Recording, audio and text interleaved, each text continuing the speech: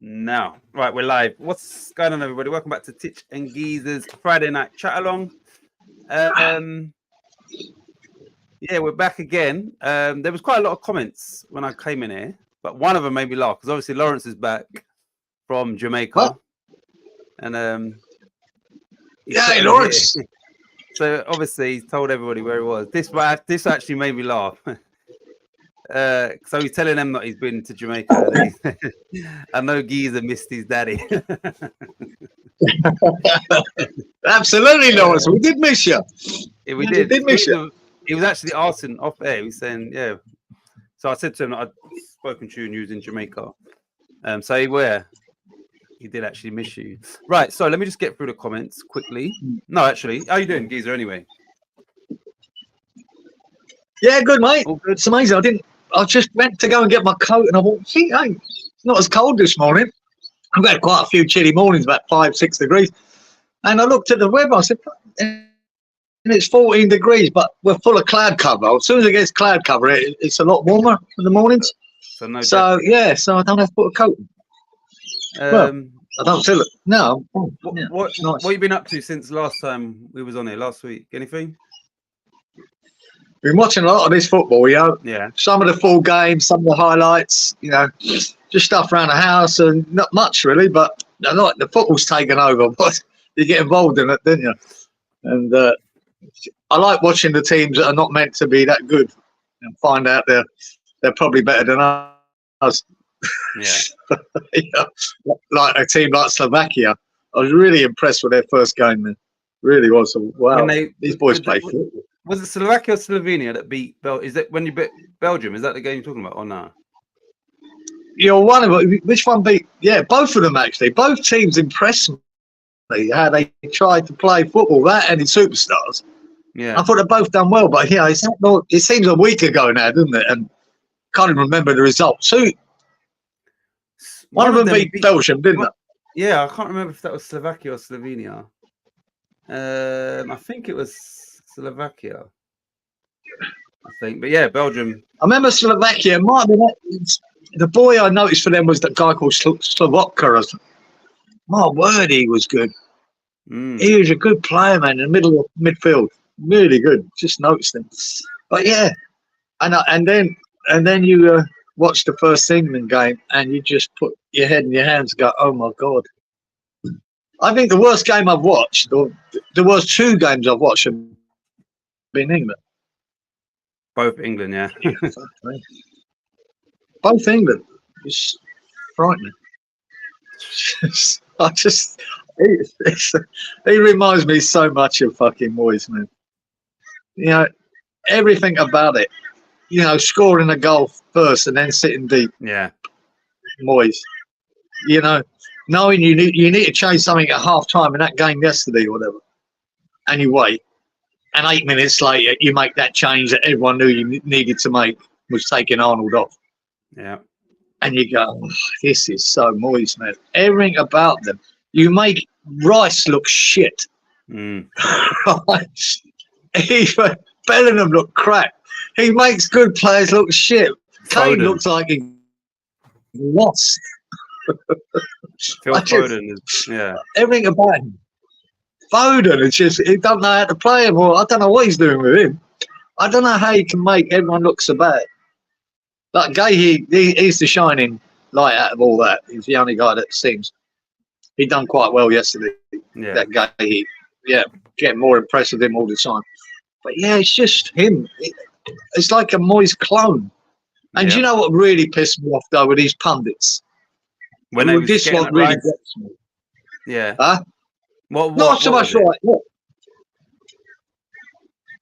they fucking slag those off as a West Ham fan base, right? For questioning Moyes and fucking slagging him off for the shit football he was playing. Yeah. And they told us, right, be careful what you wish for, you've never had it so good and all that. Yeah. The same fucking pundits are slagging fucking Southgate off for doing the same shit. Exactly. And achieving the same shit. Yep. But now it's okay to slag Southgate off. And the hypocrites, man, fucking sick of me. They fucking sick, man. The only cunt who's defending fucking Southgate, Moyes. Yeah. He's defending him. Fucking. Why wouldn't he be? They have got the same playbook. The two of them have got the same playbook, and they're going by it. And I remember what them going on about after that first game. Oh, he's got to make changes in the second game. Arnold's not good in there. You know, Trippier playing as a right back, playing left back. They've got to change them two positions. Yeah. And I said at the telly, I'm screaming, he fucking won't. And I'll tell you why he won't. Because he got a result, and that result will justify what he did, regardless. It's obvious that should be changed, because that's what Moyes would do.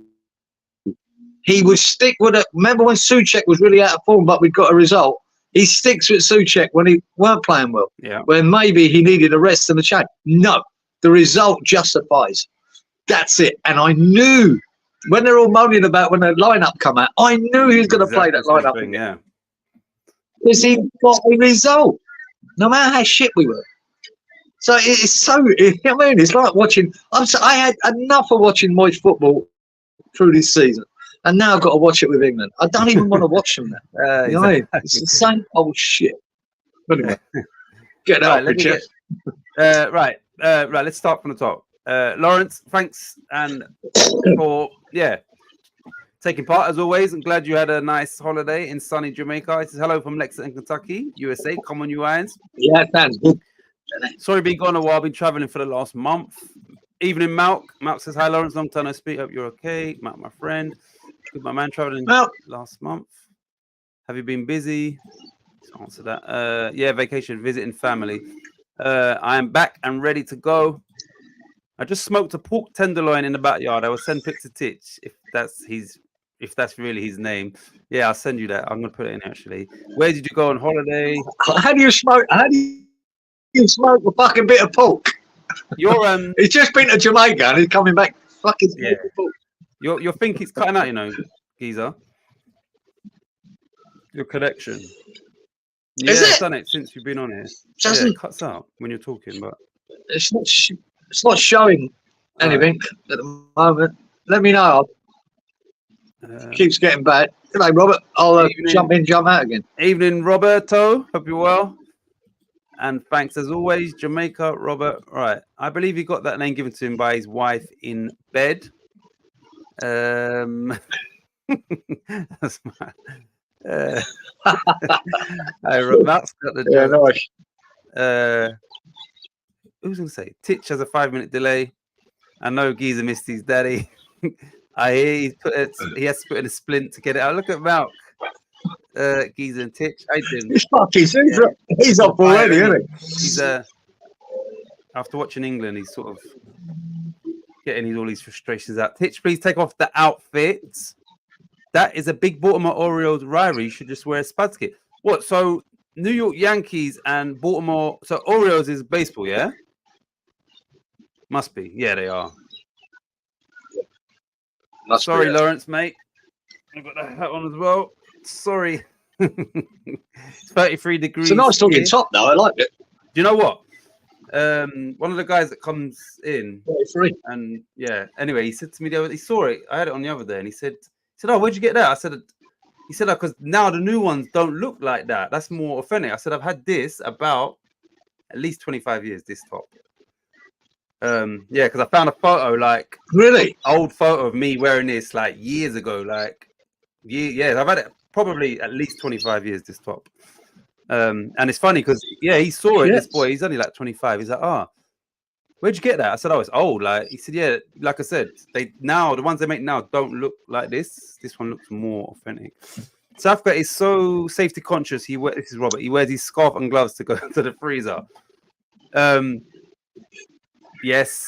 So they are. That's their rivals. Sorry, Lawrence, mate. Big up Wally. Oh no, where's Wally? Sorry. Big up Wally. Evening all. Wallito. Wally. Thanks for tuning in. As always. Hey Lawrence, how have you been? Good, my man. Right. Where do we start? Right. So, and this goes for everybody in the comment section. Geezer, you first. The Netherlands disallowed goal. What's your opinions on that? Can I give you mine first?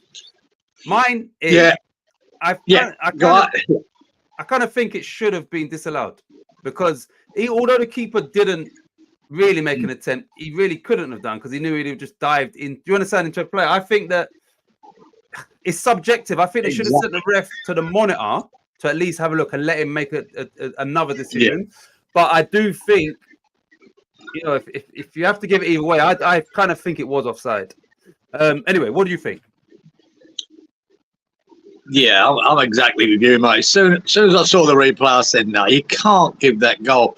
He did prevent him from diving into that space. He was in the way for him to dive. Now, whether he would have got to it, probably not, but it's not the point. You're interfering with that keeper's play, right? Yeah. Regardless. And you've got to look at it that way, and you've got to disallow it. You just have to. You can't. The boys, you've got to punish the boy as well. They know when a defence from a corner like that comes out, the defence moves out. You need to move with them. And he didn't. He was lazy, and he stood there, and they got punished for it. Now, that might have gone in anyway. But the fact was he was interfering with that keeper for him to dive into that space. Yeah. So, yeah, I'd disallow it. Right. I think it's fair. Right. You know, that's crazy. The guys will know now. These men will be telling him next time, fucking move out with the defence. Right. As a forward. Come out with them. There you go. Do you know what's crazy, yeah? So, obviously, the game was on BBC, I believe. We had everybody in the studio and in commentary was basically saying it's a terrible decision. It should have stood. Which is So, and then obviously, I don't think it should have been allowed. You don't. Wally says I don't know the rules, but the keeper had no chance. So that would imply that Wally feels it should have been ruled out. Good call. Blocked any attempt he would have had. So Lawrence also. So it just shows you how subjective it was, and maybe the referee should have. No, that decision goes up. Will always split. That kind of decision where it is subjective. Yeah, it's always going to split people. Some people think no, that was going in anyway, so it's a goal. Some people say, like me, I'll say, well, he stopped the keeper getting anywhere near it, even if he couldn't get near it. He interfered with the keeper. So to me, it's, you know what I mean? And like I said, if he's too lazy to pull out when the defence run out, to get people offside, then he's got to be punished for a lazy play. You know what? And also, it's not even getting back on side. He could have been offside, but he could have made his run away to the throw-on line. You know, like clearly, rather than say that, he could have just moved away. So it's therefore they could never have done. Yeah, exactly. He's in his peripheral view, and he's obstructing him from actually diving full stretch anyway. So, but it's if you would have heard a commentary, I don't know about yours, but they was all basically saying it's a terrible Rooney. Who was it? Rooney. I'm trying to think it was in the studio. I don't. Yeah, we got people. Yeah, so, but they all thought it was a bad call. Lineker, obviously. Right, here we go. Robert says, rumour has it that Shaw is out injured. So Luke Shaw's injured. He's still out, yeah. Lawrence says, I heard Moyes is Southgate's father. You think there's some connection, wouldn't you? No, I meant the keeper wasn't going to save that, even if the Dutch. Oh, okay, so Wally feels it should have stood, which is what the pundits thought. I think that it should have been disallowed. But most you're always going to get a mix of opinions with that one. Yeah, always. But I don't think there's any Dutch fans that think it should have been disallowed. Koeman was. Oh, do you know what else they showed you? I don't know if. Do you ever remember what? So did the Netherlands win the Euros in Germany? When they did win it, was it in Germany? I don't know. But they showed before the final. They was asking Rooney. They said to Rooney, "Oh, Koeman, you've played under him at Everton." He said, "Yeah, what's he like?" He said, "Oh, he's a nice guy," and blah blah blah. Then they showed Rooney. They showed Rooney when they beat Germany in the Euros in Germany. I don't know if that was the final, but they knocked them out. They swapped shirts, and they've got a history because of the war and stuff like that. And Koeman had Rudi Voller's shirt, and then he used it to wipe his arse off.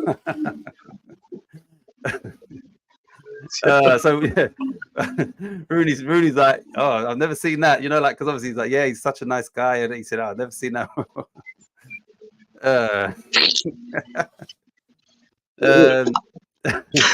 Robert says this is on Southgate is so safety conscious he wears a high vis vest to go into the loft. You know what? the difference between him and Moyes, though, is that through Moyes' own doing, West Ham didn't have a lot of options on the bench. Southgate, as you know, everybody talking about England's plethora of attacking talent, and he can't get a tune out of that. And then yet, when it's not working on the pitch, he's got an abundance of talent on the bench, and he's still not really making the right changes at the right time either. To be fair to him, you know, I hate Southgate as much as I do Moyes. I think they're both fucking useless. But to be fair to him, he did make the 3 big changes. He took off the whole forward line and brought on a new one with Bowen as a Watkins. Who's the other one? And Watkins. Yeah. Now Watkins made a little bit of difference. The other two didn't. I thought Bowen was terrible. Eze never really got into the game, hardly touched the ball. But to me, you are admitting that fuck me, this front 3 ain't working. Yeah. So I'm going to throw in another front 3, and they ain't working. So what is the problem? The problem is you. You don't know. I can't understand that first game, right? In the second half, this is this English football, right? Yeah, it sort of says to me the Premier League, right, is as good only because of the foreign players we have in it. Because when you see the second half of that first game of England, it went back across the back line, very similar to Moyes, pass it back to the keeper, Pickford, who launched it. He must have done that 15 to 20 times in that second half. That's a tactic. And it's using that tactic because he doesn't trust his players at the back to be able to pass the ball out from the defence. Fuck's sake. International footballers, supposedly. But yeah, he don't trust them to. So you could tell it was a tactic. And it was just killing the game, stopping any momentum from the other team, Serbia, and just boot. Trying to boot it to Kane, which he did a few, and he winning free kicks. That worked to a little point, you know. He did win a few free kicks like that. But that's what the football we play. That's the England team. Kick it long. Fuck's sake, man.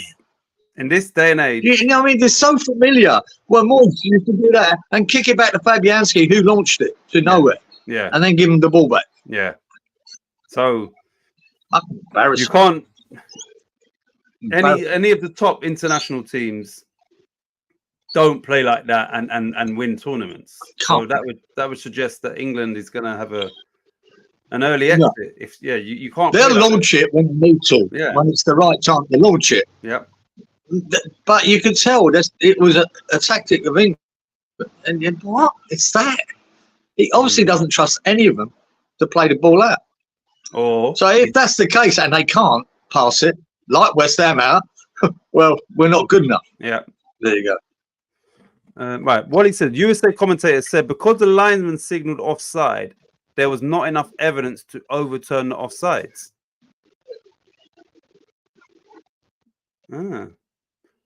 Well, definitely offside. That didn't come into question, did it?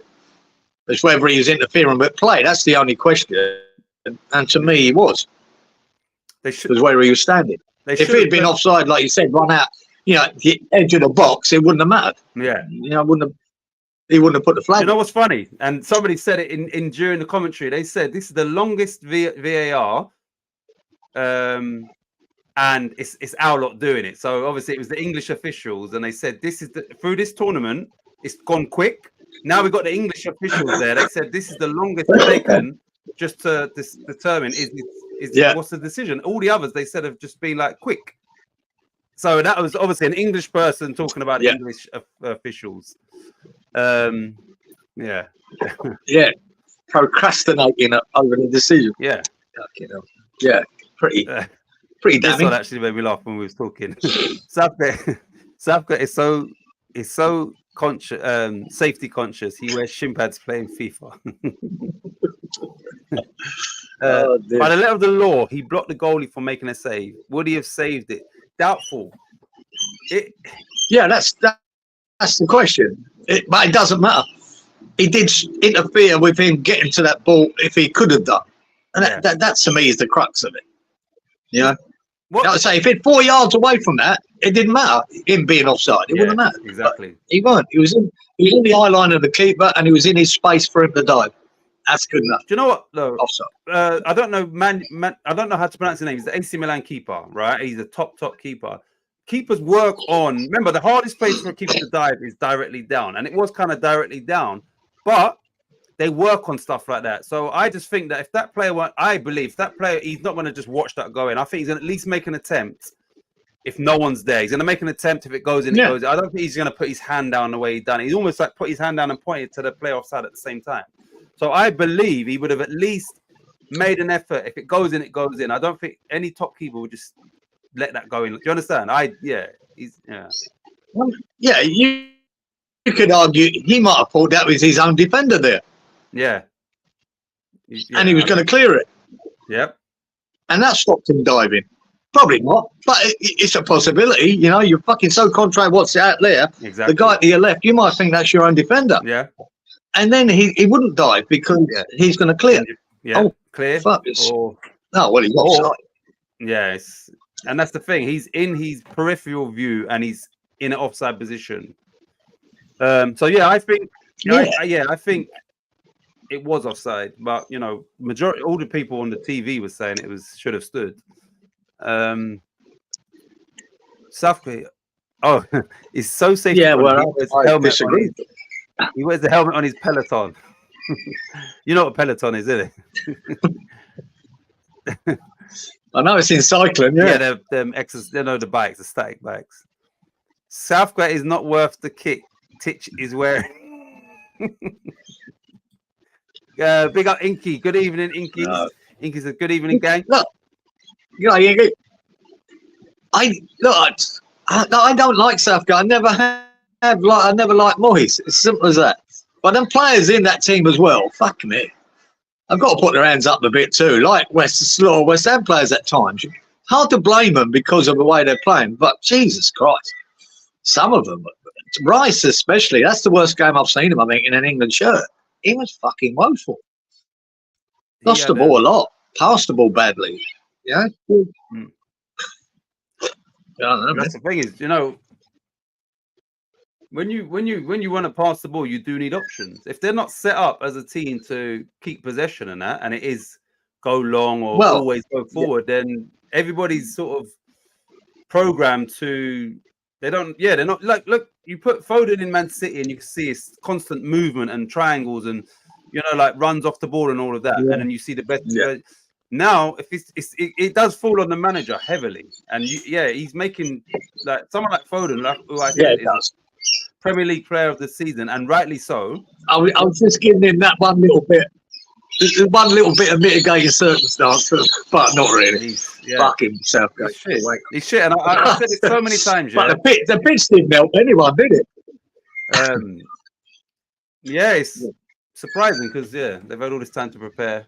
You would have thought that everything is in tip-top condition. But like I said, I've said it before, going back to Southgate, England should have easily won the Euro final against Italy. What was that, 2 years ago or 3 years ago? Yeah. Because obviously we scored 4 years. Well, it weren't because it was late because of COVID. So it was, I think it might have been 3 years ago. Remember, they done it late. But yeah, remember we scored after 2 minutes. We're at home. Italy had injuries and suspensions, aging squad, and you know went to extra time, penalties. That was the only shot on target. So that shows you as an attacking coach, he's terrible. Terrible. No, I don't know the stats of them 2 games, Titch, but I believe from what I saw, I don't think we had 3 shots on target each game. Maybe 3. There was 3 that I noticed in the first game. And I noticed 3 in the second game. Now they'll count one of them, you know, half shit shots that goes into the keeper's hands and class it as a shot on target. But there was 3 in the first game. The goal, the head of my cane that the keeper pushed onto the bar. Yeah. And there was a shot by Arnold, I remember, straight into the keeper's hand. Or he punched away, but it was straight at him. That's all I remember in that whole game. Well, the first game, we did have 3 shots on target. And there you go. There's the 3. Denmark. There's the 3. This says 4 shots on target against Denmark. They had 7. And a couple of them shots, as I say, rolled into the keeper's hand. So they're not real attempts. Wally says English officials are the slowest by far. Hi Lawrence, hi Inky. So everybody, from what you've seen, this goes to everybody in the chat and you obviously. From what you've seen, it's almost everybody's played 2. Belgium have only played 1 game, but most teams have played 2. Who has looked? This is 2 questions, yeah, for everybody. Who has looked the best team so far, and who is the one that you think? Who would you say is your favorite based on what you've seen thus far? So it could be 2 different teams, like who actually looks the best, but then who you think? Yeah. So who looks like the best team, and who do you think is the most likely to win it based on what you've seen? So who's impressed you as a team? I don't think anyone's really ripped it up. I know we can go back to Germany, but they played Scotland. Scotland were woeful, right? And then they just done a German job in their second game and won it 2-0. Nothing too frightening. And I don't think anyone's gone wow, you know, like you would if when Brazil in 1970 just was fucking blowing you away with their football. I don't think anyone's done that yet. But Spain looks solid. Yeah. Germany looks solid. I think France in their first game looked bloody good. Kante, 2 years he's been out of that squad. He came back as if he'd never missed a heartbeat, mate. And he's in Saudi Arabia as well. He looked he was involved in fucking hell, man. What a player that's world class. Yeah. That's why I've never agreed with the world class attached to Rice. I've never agreed with a great player. He's not world class. See Kante in that position, that's world class, mate. That boy's got Duracell fucking batteries up as well. It does not stop. I mean, the amount of attacks he stops and nicks it, bends it. Unbelievable. What a player. But yeah, France look, no, they're missing Mbappe tonight as well. So, I think France look dangerous. France, Germany, Spain. That's the only 3 I'd look at and go, yeah. And maybe Holland. Holland could be a surprise. And you know, maybe Holland. Good. They can play well. Right. Right. So Lawrence says Portugal. Inky says. Yeah, sorry, but you're right, Lawrence. Portugal do look tidy as well. I just think they won't do it, but they do look decent. Yeah. Play some good football, man. Don't forget. Lawrence's missus is Portuguese, so Wally said, "Of course, you have to say Portugal, Lawrence." Says my wife is right over my shoulder, Wally. Right, so Inky says Spain. Robert says Spain. Wally says Spain. I haven't seen any of the German games. Wally says, "Guys, I gotta go. Taking my daughter out for dinner. Have a good. I hope you have a great evening, Wally. You and the family, and we'll see you next Friday with some more results as well. Take care, Wally. What was I going to say? Oh, that was funny. Can't you just yeah, exactly. So Alan Shearer, before the game started, Holland and France, he said, "Oh, it's like basically 50 years to the day since we first saw the Cruyff turn." So they showed Johan Cruyff doing the turn. I don't know who it was against. And then, oh shit! What did Alan Shearer say? He said, "Oh shit! Oh, that's it." He said, "Oh, then Alex." So then, obviously, they showed the screen of that, and then Alan Shearer. He's quick-witted, but he's kind of straight-faced. So he's like, "Oh, he turned you as well." He said he turned you as well because obviously he was at Barca, wasn't he? He said he turned you into a winger and a sub like that. I thought it was Gary Lineker. So So Lineker said, "Oh, this is when he first done the Cruyff turn, and then once the video stopped playing, it goes back to the studio, and then Shearer straight away he said, he turned you as well, didn't he? Turned you into a winger and then into a sub." But I thought it's funny. Remember, he was he was a manager, wasn't he, at Barcelona? See you, Wally. Right, got that. What I was going to ask you, I might have asked this before, but I don't think I have, and this is for everyone, once again, that saw him play. Marco van Basten, he retired at 28, didn't he? Like young, through injury. How good? Did he? Yeah, how good was Van Basten? I think when I was growing up, he was playing, so I knew the name, but I don't remember like watching him. So how good was Van Basten? Oh yeah, he was. Yeah, he was a brilliant player. You know that one of them. He was part of that mob. I think come out of Ajax, wasn't he? Yeah. With Cruyff and all that. Just playing. Oh yeah, he scored one of the best goals I've you ever seen that. I've seen. seen the goal. You know, Yeah. out in the wing. Yeah. Oh, now what a fucking goal that was at the time. Fucking that was the goal, I think, Yeah. of that tournament. What a shot that was. 'Cause- Yeah, it was a 'cause great he was, player. So I know. I don't know why he retired. Was that injury? I Was it? think injury, yeah. Like, and I only saw this because like some people put articles that everybody talks about R9 and but they forget that Van Basten, and he also retired through injuries and what he could have been. So it's just I wasn't sure how good he was and because he was. I know he's Ajax and AC Milan. Was that the only two clubs, or did he play for anybody else apart from the national team, obviously? Yeah, I couldn't tell you. I couldn't remember that far back. But I remember every time I saw him, he stood out, as did Cruyff. Yeah. I mean, you go, wow, they were world class players. All right, I've got a tough question for you, yeah, and brilliant. I think they're similar positions, yeah. This goes for you and probably Malk, Inky, and Robert. And I'm saying this because these are. Who would you put in your team, yeah, in their prime, Cruyff or George Best? Is that a tough question?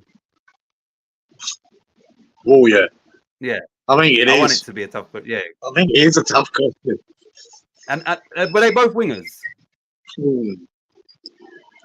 I mean, no, Bestie was more in the midfield, in the centre midfield. I thought Best was a winger. He played all over. He was one of them that could play anywhere, up in the front line or in the midfield, left, right. He's one of them that could basically give him a free rein. Yeah.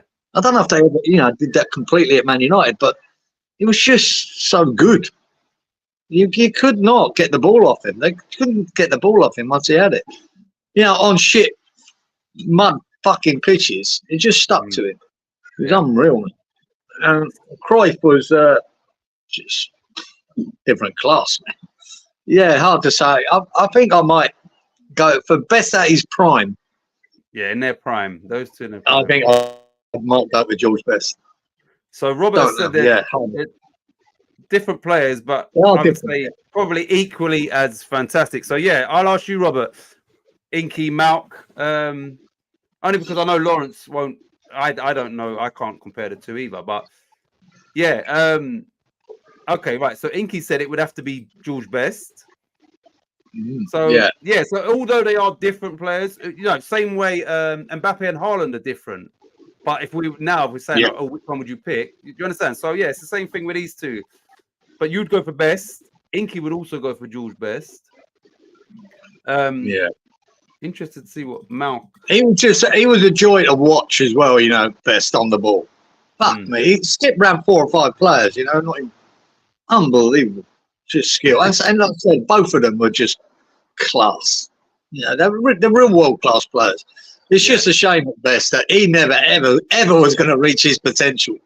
He got fucking too much into. He was the first, to me, superstar of football. He was the glamour boy. Yeah, good looking dude as well, George Best. You know what I mean? Good looking, but he liked the high life when it was accepted to be in the high life. He was the one having all the photos with the celebrities. He was the one drinking champagne. He was the one nightclubbing and all sorts. And unfortunately, he's alcoholic. And it got to him. But my God, even when he was half pissed going on the pitch, he would walk around half a dozen players. It was just amazing. Did you ever see him live? Yeah, I saw him at West Ham. I saw him scoot past. He scored a goal against West Ham at Upton Park once. I think he'd done 5 players and then just passed it past the keeper. Done the keeper as well, and then just rolled it in. Remember that goal on a mud pitch? Yeah. Unbelievable. Man. Oh God. One sec. Van Basten scored a hat-trick against England. I remember. I sort of. Yeah. What was that? Was that in a competitive game, Robert?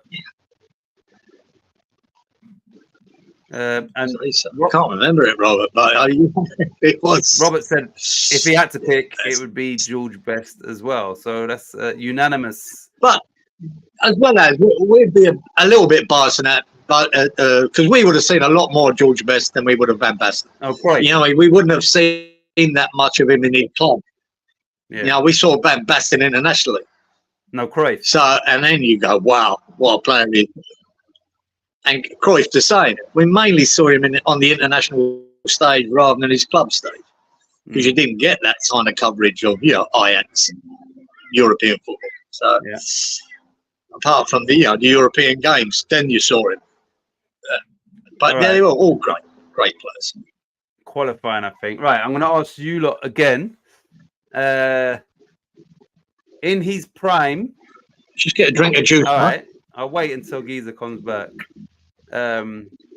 This is another player who struggled with addiction. You probably know I'm talking about, English player. Let me wait till he comes. Qualifying.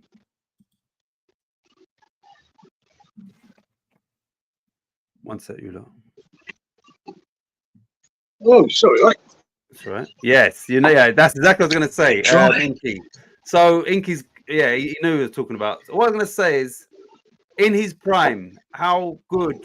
Once again, this goes to everybody, including you. How good was Paul Gascoigne? Yeah, brilliant player. It's just a shame he was such a fucking mess as well. No, in his prime, he was outstanding. He was absolute class. Great player. That's all you can say about him. He'd done everything. But yeah, he was fucking mad as a box of frogs, wasn't he? That's the problem. He was fucking crazy. He was fucking crazy, but great player. You'd have him up there with all of them. Because it's like who is similar, even if it's before Gaza and after Gaza. Which English player was similar to Gaza? And do you think that if he wasn't coached out of him, don't you think Joe Cole should have been that type of player and have that type of influence rather than Yeah, Joe Cole had all that skill and all that, and it was sort of coached out of him when he went to Chelsea. Yeah, he'd be up there with that kind of player. Before Gaza, I don't think there was. I can't remember. Even if you go back to '66 World Cup final, you looked at the midfield there, Bobby Charlton. He weren't that silky, but what a player Bobby Charlton was. Yeah, maybe and he hit a ball from 30 yards, top corner. Yeah.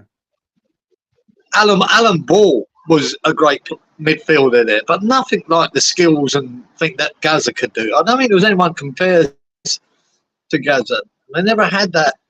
I don't think we really had that silky, you know, maverick type of midfielder there. There's more about more hard workers and just good players, quick thinkers and goal scorers from the midfield. Alan Ball could score. Bobby Charlton could score. I don't think. Yeah, I don't think we've had a player like Gascoigne. I think he was a one in a generation. Wow. Right, Van Basten retired at 28. Even though we had Trevor Brooking before him. Yeah. So Brooking, ankle injury, was that what it was, Rob? Yeah. So yeah, Brooking and Gaza. I know they're obviously different players, but could they have played in the same team with the right coach? Yeah, could have done, because you had maybe not. I don't know. A great combination was Brooking and Devonshire, right? Yeah. With Devonshire on the left, and you know that worked really well because he was silky and brilliant, Devonshire. Yeah. And that worked well for West Ham. In the England team, he had Brooking. No, Brooking worked really well with Kevin Keegan. Funny enough, they linked up really well. Kevin Keegan as a forward. Yeah. But they linked up. I'm not sure Gascoigne and Brooking would work, but he had great silky skills. But I think Gascoigne was just different. He was like that, one of them as well. He could bounce off players, get past them. They're trying to fucking hack him, a bit like Maradona to a point. Yeah. He could do that. and he could just see a goal. He was a superb player, man. But he was mentally is the problem. Brooklyn was brilliant mentally. Yeah. You know what I mean? He took everything in his stride, Brooklyn. He never got flustered. See Gascoigne. Yeah, he was. He was fucking so emotional in the game. Yeah. So crazy. Yeah. You know what I mean? Mentally, I don't think he was up to it. Mm. Yeah. There you go. I remember Italian 90 when he got the booking, didn't he? And then that meant he would miss. Was it the final if we would have got there? And you can see Lineker's telling Bobby Robson to keep an eye on. So yeah, going back to that emotional side of things. Yeah, where he'd lost the plot. Yeah. He was upset. He was emotional. He was crying. Yeah. Because he knew he was going to miss out if it did go through. And that is, you know what I mean? That is the can't be that. If you think, at that level. You think about Keane and Scholes, I think in the Champions League semi-final against Juve, I believe, they got booked and they knew they missed the final. But they carried on and, done the job and saw it through. You didn't see no emotion from Roy Keane or Scholes in regards to we're going to miss. And look, Gaza was crying in that and we didn't even get there anyway. Do you understand? So, yeah, he was emotional. And Yeah. And the worry, I think, Lineker, when he was saying that, the outcome would have been him getting sent off in that game. Exactly, yeah. Because he was so fucking... which made it worse. But Robert says, I believe Joe Cole was made to bulk up. That's caused him to lose a bit. It was weird watching him because I watched him in a youth team and I sort of, me personally, compared him to like a Zidane, like when I see the stuff he was doing, I was thinking, like that type of player. Yeah. Then West Ham, he came through in the first team and was still showing, like that no fear and playing with freedom. And then when he went Chelsea, he seemed to just be like that little one step over, knock it round him. And it was like completely different. There was no pirouettes and it was. For me, I didn't like the player that he turned into. Yeah, he won a few trophies and that, but I just didn't like where I saw him young and thought this boy's going to be like the English Zidane, and he wasn't, and he could have been. So he sacrificed, I think. Yeah. That's the trouble. I mean, there was all sorts of reports at the time. Bobby Charlton fucking hated George Best because he didn't do what he's meant to do. Yeah, because he was such a maverick with the ball. Yeah. Bobby Charlton was so straight-laced. Yeah. No, you're not meant to just go fucking beating six players. You're meant to pass it here, pass it there, and control the game. No, fuck that. He was on. So he was, he used to get really frustrated with Best because he didn't play to the plan. There you go. Right, Stan Bowles. Bowles, Robert, absolutely. What was he He was a maverick player. Fantastic. Him and Rodney Marsh, two wonderful players. So what? You want entertaining players on the ball? Stan Bowles, Rodney Marsh. There they are. QPR, I think. Yeah. They were both QPR, weren't they? Might have ended up at Fulham. They might have ended up at Fulham with Bobby Moore, I think. But Stan Bowles was brilliant. What position was he? And what position was Rodney Marsh? Yeah, I think both midfielders go up. Oh. Midfielders just on the ball, mate. Nutmegging people, running around them. They were doing all that shit, man. Did they play for England? Did they both play for England? Yeah. Don't know. Or were they two Maverick? Where there's that name? Don't know. I think they would be the same. They might not. They're the sort of players that England wouldn't want. Yeah. Because they won't listen to how we need to play. You know what I mean? They'd be fuck that. And Stan Bowles, like George Best, he liked the high life as well. He was he was out there, mate, giving it some. Robert says, I know Trevor Brooking was given coaching to increase his stride. Is that right? Oh, he might have done. But good, because what does that mean? I don't know. Maybe he's running with the ball because he weren't the quickest in the world, Brooking. But what I used to love him doing, you see the ball come into him where a bloke coming up his arse. And he was so good at not touching the ball and letting it run and pass. You know what I mean? He was just so good at letting it run past him and running onto it. Yeah. and then making a killer pass. Or he was so good at it, man. They fall for it every time. Whatever he did, position his feet and just let the ball run past him, you know, and past the other player, and then go to it. Yeah, he was brilliant at it. Do you know? Very good. Right, it's funny. Right, let me read Robert's. It's funny you said that, and I'll. He says Gaza was thought to have ADHD, or they, yeah. I think that. Yeah, I'd say Robert, he'd had something. Definitely. Without a doubt, there was something there. Yeah, I know that. Oh shit, that's what I'm going to say. So Roy Keane, I think after the England game, I saw an article where he was. I think they took a quote from what he'd said after the game and put it on and whatever. He said there's a lot of players that are branded as, you know, these days world class, and you know, because of what they do with the ball. He said, but the reality is you don't have, each player only touches the ball or only has the ball for a certain amount of time during the game anyway. He said, so he judges it on what you're doing for the whole game and primarily without the ball. So when you're saying Brooklyn with the Masters, you know, he can leave the ball and then run onto it. So he's reading the game, but he's not actually touching the ball. So yeah, Roy Keane is saying there's a lot of modern day players that people are, they rave about them, but that's just through kind of only what they do on the ball, those players, not as a whole. And football is more than just what you as an individual do with the ball. He said, because if that was the case, you would need to play with more than one ball. He said, because if one person's got the ball, 21 other people at that time don't have the ball. So it's kind of what you do without the ball is a lot more important than what you do with the ball to be judged as a world class. Yeah. So yeah, like you said, it's funny. What you stands up for you about Brooklyn is leaving the ball and then, you know, knowing the next phase I'm going to get onto. You understand what I'm saying to you? So he was more what Roy Keane was talking about, basically, without the ball. Which I think Brooklyn gets into that England team today. In what position? There you go. Number 10. He gets into that England team today. He can create and open, and you know, just see a pass, see a ball. He was brilliant at it. He was so good at it, and I say he made Kevin Keegan look good in that England side for me. He got him quite a few assists in that game, but he linked up well. You know, Keegan would make the run, he'd find him. He was really good at it. Wasn't always brilliant, but I think he was good. He was just like Bobby Moore. They were ahead of the game. They were thinking in front. Yeah. They weren't just thinking about the here and now. The ball come to my feet. They were thinking about the next phase. Yeah. Bobby Moore was brilliant at that.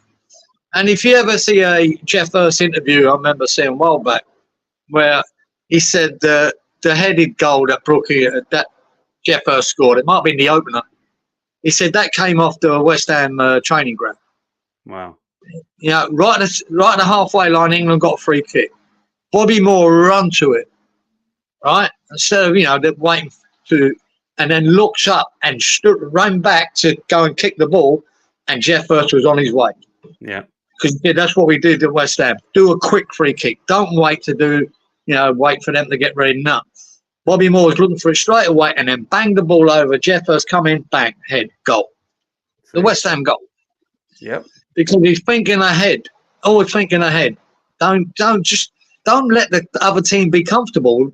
Everything you do, and I think in football, if you make the other team uncomfortable that you're doing a job, because they're comfortable there. All right, let's go and get a wall in front of that. Let's go and mark everyone up. Don't let them do that there. If they're good at that, which the Germans were, don't let them do that. Take them out of their comfort zone. What don't they like? You know, if you've got a team that plays a high line, play a lot of balls over the top. You know what I mean? Let's see whether they're comfortable there. Make them uncomfortable with what they're good at. And Bobby Moore was good at doing that. And so it's with that England team at the time. Yeah. Do you still take satisfaction that, you know, West Ham contributed massively to England winning the World Cup, and it's the only major trophy England won, and those three players, which is more than just over a quarter of the team, and there was no subs either. So, yeah, you do. It was a great thing, you know, and by luck, A lot of luck, or bad luck, if you want to say that. Bad luck on Jimmy Greaves' part to miss out on that game because he was injured for the tournament and then he was fit. And then a massive decision for Alf Ramsey. Yeah. Stick with her. Greaves was the best striker in England. Let's not forget that. He was brilliant. You know what I mean? Any manager today would have put Greaves in. Yeah. You know what I mean? It's like having Mbappe on the bench today. All right, can we get him fit for the next game? Get him on. Yeah. Ramsey didn't. He chose Hurst. And history tells you it works because he got a hat-trick. You know? But the thing is, you have to that there sort of separates the top managers from the ones below because, like you said, in this day and age, you know, if Southgate was in the final and Harry Kane was coming back from illness or he's going to play Kane when Watkins, who's had a fantastic season, you know, Watkins is your Jeff Hurst, for instance. Southgate is still going to stick with Kane. So definitely. Yeah, and there lies the difference. You're there for a reason. If you're going to, and like I said, that goal at Bobby Moore, you know, straight from the free kick, he ran straight away. I'm going to hit it. He didn't have to think, Bobby Moore. He knew he could hit that into that, and Hurst would be running. That goal doesn't happen if you have Jimmy Greaves there. Exactly. Because it's a West Ham goal. Yeah. Hurst knew what was going to happen. So did Bobby Moore. Bang, goal. See, it's doesn't happen. Right, you mentioned Kevin Keegan, and now I don't know if I can even put them in the same bracket. But who was a better player, Keegan or Dalglish? Dalglish for me. Was the better? Well, he was better, yeah. Yeah, I thought he was better. Yeah, Keegan was good, mate. Don't get me wrong, he was superb. But Dalglish, overall, Dalglish better. He scores, you know, left foot, right foot, header. He was unreal, Dalglish. Unreal. So what about? But that's just my opinion. I'm sure a lot of Liverpool fans would say Keegan, but I think he was class. Right. Can Southgate not play Cole Palmer? Do you think Palmer, after the season he's had, should have come on in one of the games or both of the games? And if so, where does he play? Where does he fit into Gareth Southgate? I just think under Southgate, you could fucking have Mbappe, Maradona, and Messi, bring them on, and it looks shit. He seems to do that. I mean, Eze, it was unbelievable for that last 8 weeks of that Palace season. He brought him on and done nothing. Bowen looked fucking shit. Yeah, would it have made any difference with Palmer? I don't know. I really don't know. You know, who'd be a manager? But I don't know. The team looks shot. They all look lacking confidence. They all look lacking energy. I don't know, man. There's not one player on that team he picked and on the bench couldn't play international football. Not one. All of them are good enough. They're all good. Which way you play them and put them around, that's the key. And that's the manager's job. And he ain't doing it because it's not working. Twice now he's put Arnold in the midfield and Trippier on the left. And it's not really worked. I know why he's got Arnold there. I understand why he's got Arnold there. Right? He can ping a ball from 50 yards right on your foot. Yeah. Right? But there was no... All the players up front were coming deep, right, for the ball. Where's the guy over the top? The first time we brought a guy on like Watkins, we put a ball over the top, which Arnold did. And he's onto it and gets a shot on, you know, the keeper saves it. But that weren't happening for Arnold. You know what I mean? You know, to be fair to Arnold, he's not playing well there. Ain't really working, but he's got nobody to fucking ping the ball over the top with. At Liverpool, he can. Exactly. Yeah, exciting. Do you think Southgate will bow to peer or the media pressure and, as expected, drop Alexander-Arnold and replace him with someone? Do you think that's what he's going to do for the next game? If so, does that show you that Southgate is not really in total control of this team? I don't think he knows what team to put out. You know what I mean? He don't know how to get the best out of Foden. Give Pep a ring and ask him. That's what he should do. Bring up Pep and say, look, how to get the fuck? You know, I mean, he's the best player in the Premier League last year. How do I get the best out of him? He might just tell him. So, right, what you need to do, Mr. Southgate, is, I don't know. Or speak to Kyle Walker and ask him. Like, yeah, you understand? Like, it's really bad that he can make these players look so ordinary. Fucking hell, but Kane just got 37 goals in the Bundesliga. Even his goal in that was a bag of shit. Brilliant by Walker, by the way. Fucking hell, man. Like steam train going down that right wing, nicked the ball. But it took 2 deflections and ended up at Kane's feet. Yeah. Anyway, and really, he got that. But he was there. But he's looked off the pace in both the games as well, isn't he, really? Well, you see, he's trying to do that thing of him coming really deep as a number 10 and pick the ball up. We've got Bellingham there as well to do that. And when we scored, fucking Kane was on the edge of his... There's another similarity to West Ham. You know, Antonio running back. Kane was on the edge of his own area, right? Fucking defending. Kane gave the ball away for them to score. It was his fucking ridiculous pass into the midfield that the boy picked it up. And what a banger. What a banger, that goal from Denmark. What a goal. Brilliant shot. Yeah. But Kane gave the ball away there. This is insane. I saw that, Robert. So, yeah, Gareth Southgate has said no one has yet replaced Calvin Phillips in the middle. That just sums it up, doesn't it? That sums it up. Calvin fucking Phillips. And who chased him for 2 years? Calvin Phillips? Exactly. Moyes. And look how that worked out. The worst loan signing ever in history. That's what he wants to put it down to. Right, so this is the thing that doesn't make no sense. If you're saying you haven't replaced Phillips, Trent is a completely different player to Phillips. So if you're saying we're missing, or you're missing Calvin Phillips, shouldn't you be playing somebody like maybe a Maino in there rather than a Trent? If that's what you're coming up publicly and saying we haven't replaced, because him and Calvin Phillips, Gallagher, Trent is completely different to him. So that just shows that you don't know what you're doing. Yeah. Which, well, we know that anyway, but yeah, just to say that. Or you fucking drag Bellingham and Rice together? Put both of them together. Stick fucking Foden up as your number 10. Yeah. I think, and that's the thing. I don't know. If we'd done that, I always thought, like, maybe 6 months ago, I thought it would have been Bellingham, Rice, and then a number 10. That's what I thought it was going to be. Now, if he would have done that, and Bellingham would easily be able to play there, and do a good job there.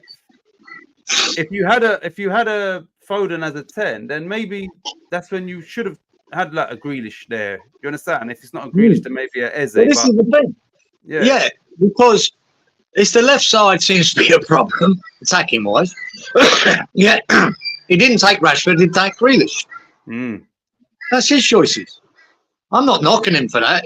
If he sees a thing of what, the team will work better without them, but at the moment, that seems to be the biggest problem of England, that left side. And there's 2 players that are left-sided that you left out.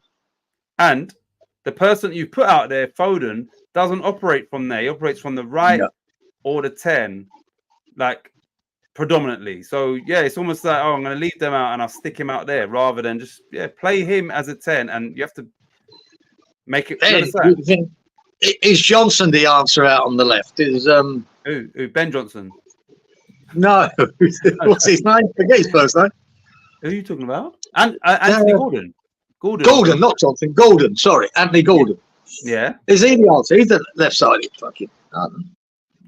That's why he gets paid the big bucks to make these decisions. Yeah. And at the moment, it's not working. So he has to change it for me. He must know that this is shit. I mean, that was shit. That game, we were shit. It's in Denmark. We were shit. Yeah. And once again, we're winning and then just sat back. But so I believe that his best thing, I agree with you, would be Bellingham could control the midfield. He's good enough to compose and control the game from that position. I don't know about under I nearly said Moyes, under Southgate, but Bellingham is good enough to play alongside Rice, bring Foden in there, and somebody like Gordon for me would probably excite and get us on the front foot and stretch defenders. At the minute, the players that he's using, Kane hasn't got the legs like that, and he's not fully fit, I don't believe. And I said this before. Foden and Saka, Palmer. This is the one I said it. If you remember about 3 weeks ago, I said the one reason why Bowen might get a look in is because he's more of a powerful runner than those three. They're more technical, but they're not powerful. Yeah. Now, Anthony Gordon is not powerful, but he's quick and he's direct. So I just think that England, I just think we need to come with something different, because at the minute the front four is a bit too. There's not enough pace. I don't believe it in that front four. No, there's not. There's not enough pace, and like I said, no pace, no movement. So this is playing. Look, I see the Arnold experiment. It would suit Watkins up front better than it would Kane. Yeah, Kane's coming deep from the ball. That's no good. You need something over the top, right? Watkins can do that for you. And when he took Arnold off and then brought on Watkins. And then brought him on. Yeah, exactly. Oh, they brought him on. Yeah, well, when it suited Arnold, he took him off. Very similar to fucking Moyes again. I don't think he's got a clue, man. But somebody in that coaching side better come up with some solution. They're lucky they're in the group they're in. Yeah. England. You know what I mean? Lucky to be in the group they're in. They've got an easy game, really. Who's the next in this last game? Who's it again? Who's it? Who's the last? Slovenia. Is it Slovenia? Slovenia? It's one of them, yeah. I think it is Slovenia. Slovenia, I believe. Mark says, hi, gang. Hi again, all. Hi again, all. Sorry, got a call about the communist Marxist lefties. Had to see. Lawrence, Foden, best player, needs to be utilised more. Exactly. And he has to be utilised, I believe, as in his best position, which is a 10. He is somebody that can unlock a defence. And you're just sticking him out there, and it's not working at all. Class players we have, and put a fullback in midfield. Exactly. Bellingham and Rice should be the midfield 2, and Foden should be the 10. I always thought those three would be the middle of the team. Honestly, he's trying to use Bellingham like a fucking Souček, isn't he? Yeah. Which worked. That great header against Serbia, by the way, by Bellingham. It was a great goal. Header. But it was a bit of a Souček goal, wasn't it? You know, coming in. But I think he's almost looked at what Ancelotti's done with him. Ancelotti done that out of necessity. He's come out and said, they had to change it. He started, almost as a false 9, whatever. He's looked at that and said, all right, I'm going to play him as the one right behind the striker. When that works for Ancelotti at Real Madrid, you've put him there when it would have made sense to just switch. Yeah, Foden should be in that position. Malk, all he's got is a dead ball. Be all right in the NFL. Talking about Trent. Watkins 9, Foden 10. Yeah, he's talking about in midfield. Yeah, I think from what's happened so far, and obviously Kane's the captain. But when you're a manager, and for me, you need to change something real quick, right? Slovenia they're going to know if it's the same team, it makes their job easier. If you throw a spanner in the works and you do put Watkins on instead of Kane, then you might have. I think I'll say this: he can use this game now as a bit experimental. He can make 4 or 5 changes to see if it works. Get something out of it. Because really, the 4 points, I don't think they're not going to qualify. No, we will qualify, but now he's going to be. We have to finish top, and because of that, if I don't care, when you look at 26 players there, you could completely change that first 11, right? And the other 11 should be Slovenia. Yeah.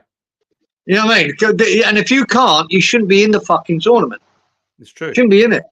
So it doesn't matter how many changes he makes or what he does, but make it as an experiment to see what might work.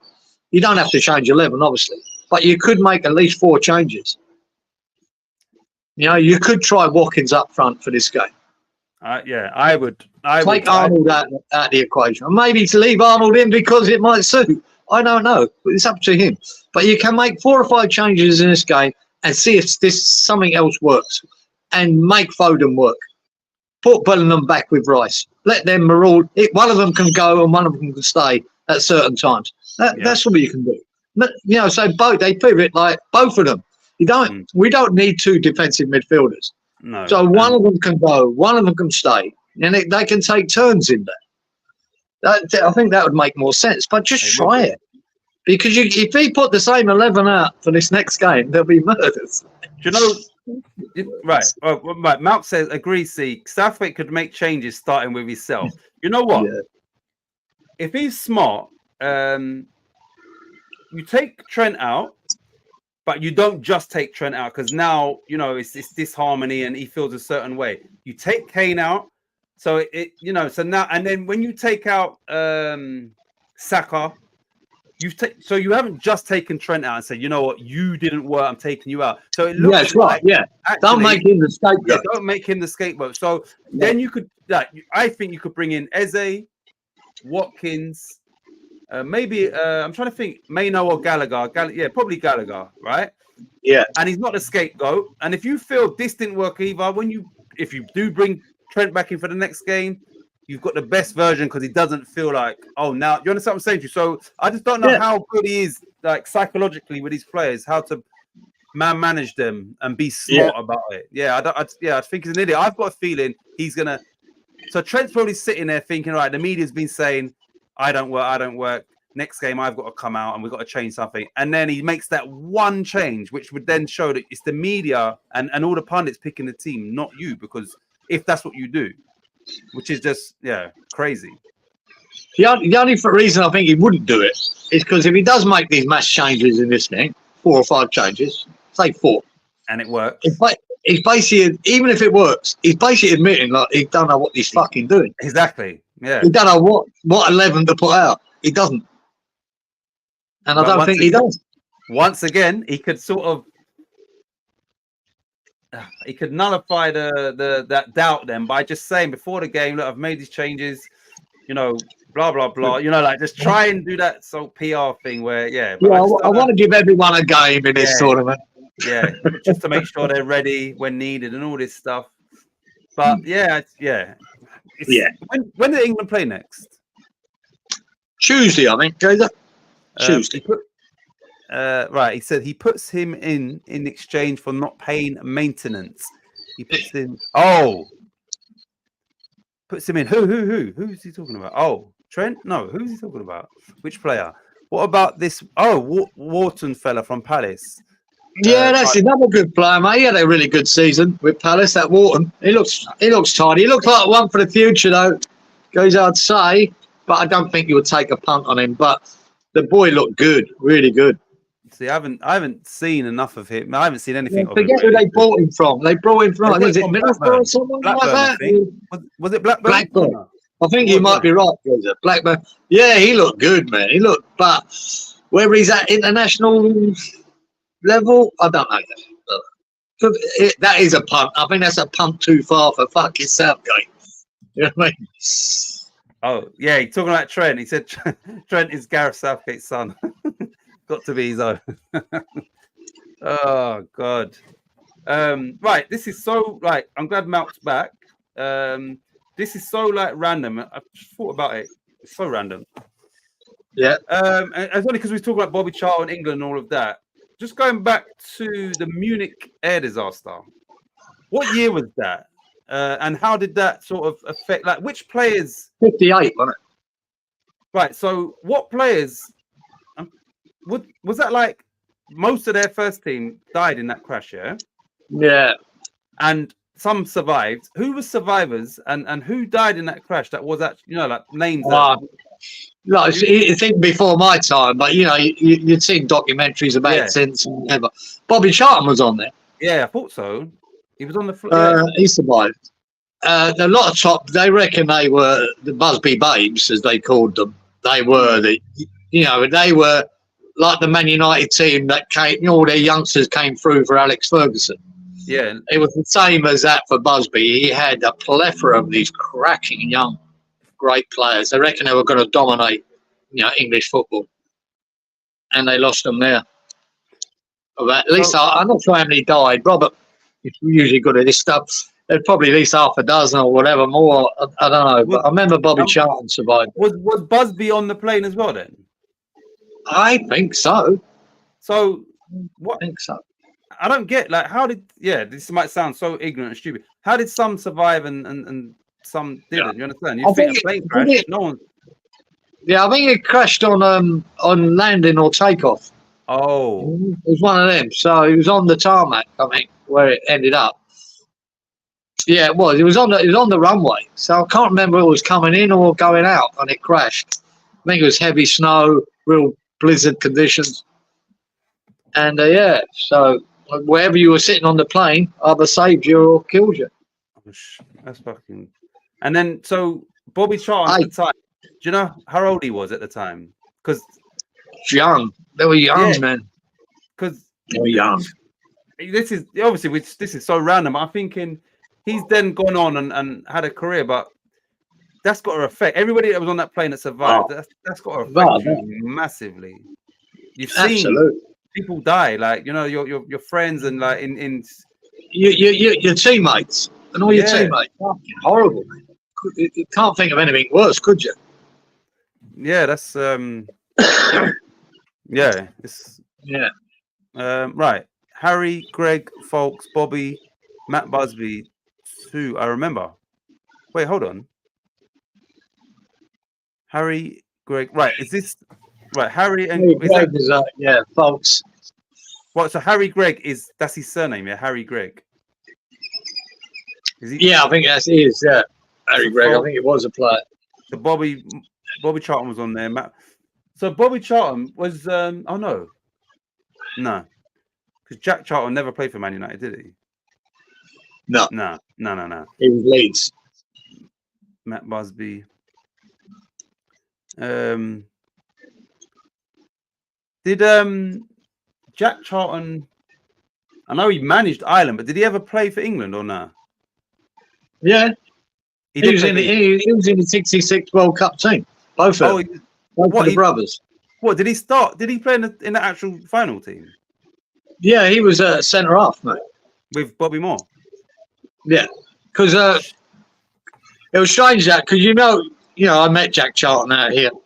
Yeah. Playing football with his son, and he told me a story about that final, and it was great for me because when I did see that Jeff Hurst interview, he repeated that same story that Jack Charlton had told me. I went, yeah, that fucking happened. What was the story? Because it was the end of the game.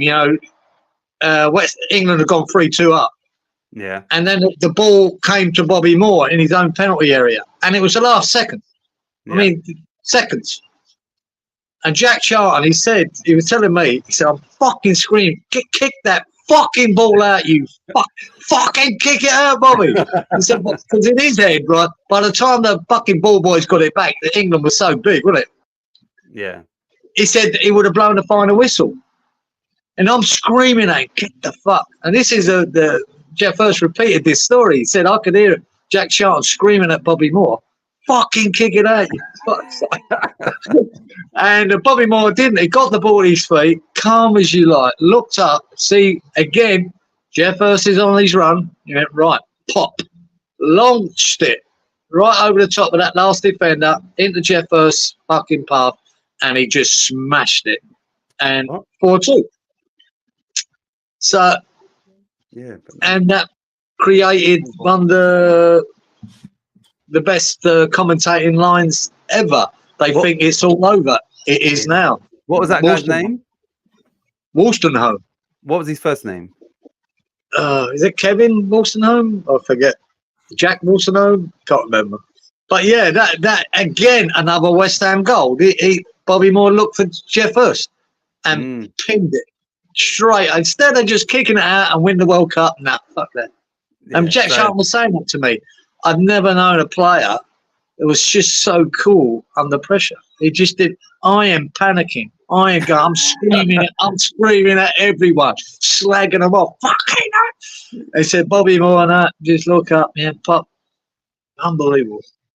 In them circumstances, it is unbelievable. And the thing is, even the most composed player, World Cup final and all of that, last minute and potentially last kick, yeah, you are. Let me just boot it, and he still didn't. What are we doing? Pass the thing there. Yeah. Mind the monitor. Because I know I would have been Jack Charlton. I'd be screaming, kick the fucking ball out, you dick. Don't be playing around with it. That's what I'd be saying. And that's the difference between sort of world class and really good players. Is he had the fortune and the balls to look up and pass a 50-yard pass straight into the first path. And the rest is history. And there it is. Right. So, sorry. The flight was delayed. Then on retake, it crashed. That was it. Yeah. Because we used to sing a horrible song about that at West Ham. Oh, hold on a minute. John Lukic mum on there as well. Hold on. Not Lukic that used to play in goal for Leeds. Really? Wait, That's hold interesting. on. What, she was on the plane, Malk? Or am I just being stupid again? Must be. So John Lukic. I remember John Lukic. Did he play for Arsenal as well? Arsenal and Leeds. Was he Arsenal? Yeah. You know John Lukic, the goalkeeper. Yeah, he was at Arsenal, wasn't he? And Leeds, I think. I don't know what his mum doing on there, but yeah, right. Malk, confirm. Was his mum on the plane? Right. Harry Gregg was a keeper, and I remember the name. And a World Cup winner. Was Harry Gregg? No. Or it might be talking about Jack Charlton, because it might be just a little bit behind. Jack Charlton as a World Cup winner. Duncan, this is a name that I was always familiar with. Duncan Edwards. Yeah, I knew that name. I reckon he was going to be, the next best thing ever. That Duncan Edwards. Yeah, and he must be, because remember, if this is 58, I heard, just growing up, I heard that name, Duncan Edwards. Yeah, that's why I was asking you. I thought it was more recent than 58, because obviously, I heard this guy, Duncan Edwards, his name was, but was he a first team already like established? Not established, but yeah. I think so. I think he was, he's going to be a superstar and just brilliant player.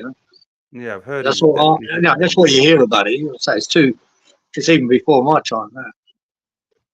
58. Right, Malk says, Bobby said he just kicked it as far as he could, and Hurst said he just hit it and expected it to go in the stands. Yeah. Hurst said that, I'm just going to hit this as hard as I can. If it goes over the goal and past, because Wembley was an athletic stadium, wasn't it? Fucking, the whistle's going to go. So he just hit it as hard as he can, but he hit the top corner. So take that. So, right. Going back to that World Cup, there was less games as well, wasn't there, than what there is now? Oh, fuck yeah. Look, there's only about 16 teams in it, guys, I think. The whole World Cup, I'm pretty sure there's only 16. Was it knockout straight away? And it was knockout straight from the off. That's pretty sure it was knockout from the off. I'm sure. Yeah, I'm sure. Like, it was weird. You know what I mean? It only had about 16 teams. So, that's 8 games to start the World Cup. Yeah. Knockout. And you know what I mean? You go home. Once you lose one, that's it. Bye-bye. You come all the way from Brazil. It might be more than 16. I don't know, but that's what's in my head. But there weren't a lot of teams. You know what I mean? You only had to win about 4 or 5 games, and you won the World Cup. Yeah. And, so, do you know who England beat from start to finish in that World Cup? England... I do. I used to know. Can't remember. His first name was Ken. Right, sorry. So Ken is Ken Wolstenholme. That's it. Ken. The commentator. Ken Wolstenholme. Yeah, what a commentary that was. And there was people on the pitch at the time, Gazer. That's the thing. When that whistle went, before he scored that goal, there was people on the pitch thought we'd already won it.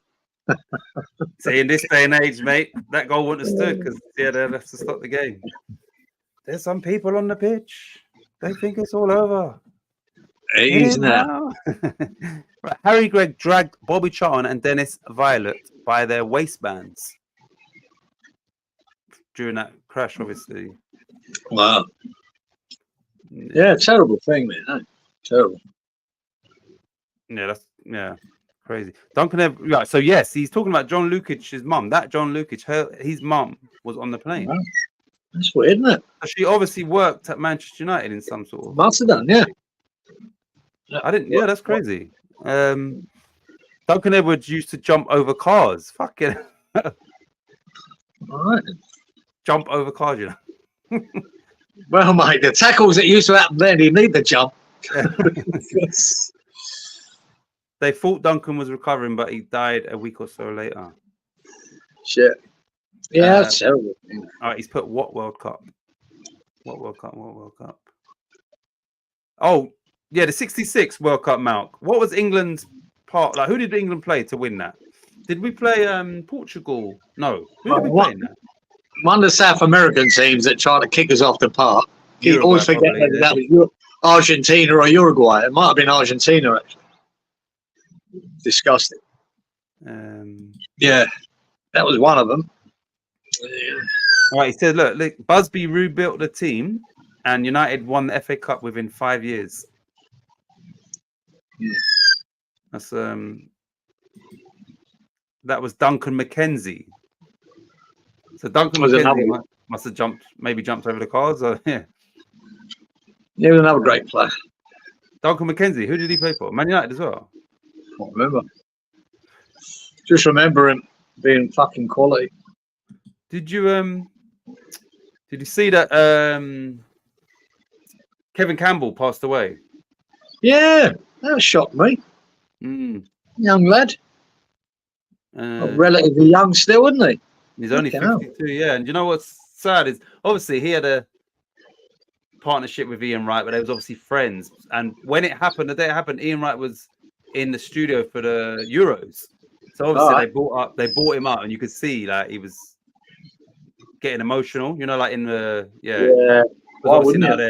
and they showed a picture of Wrighty and him, like then like a really old picture, like I don't think on the pitch, like maybe in suits or something like that. So yeah, I think I just brought back the memories to him, and and also the Millwall keeper, 26-year-old, he passed away as well.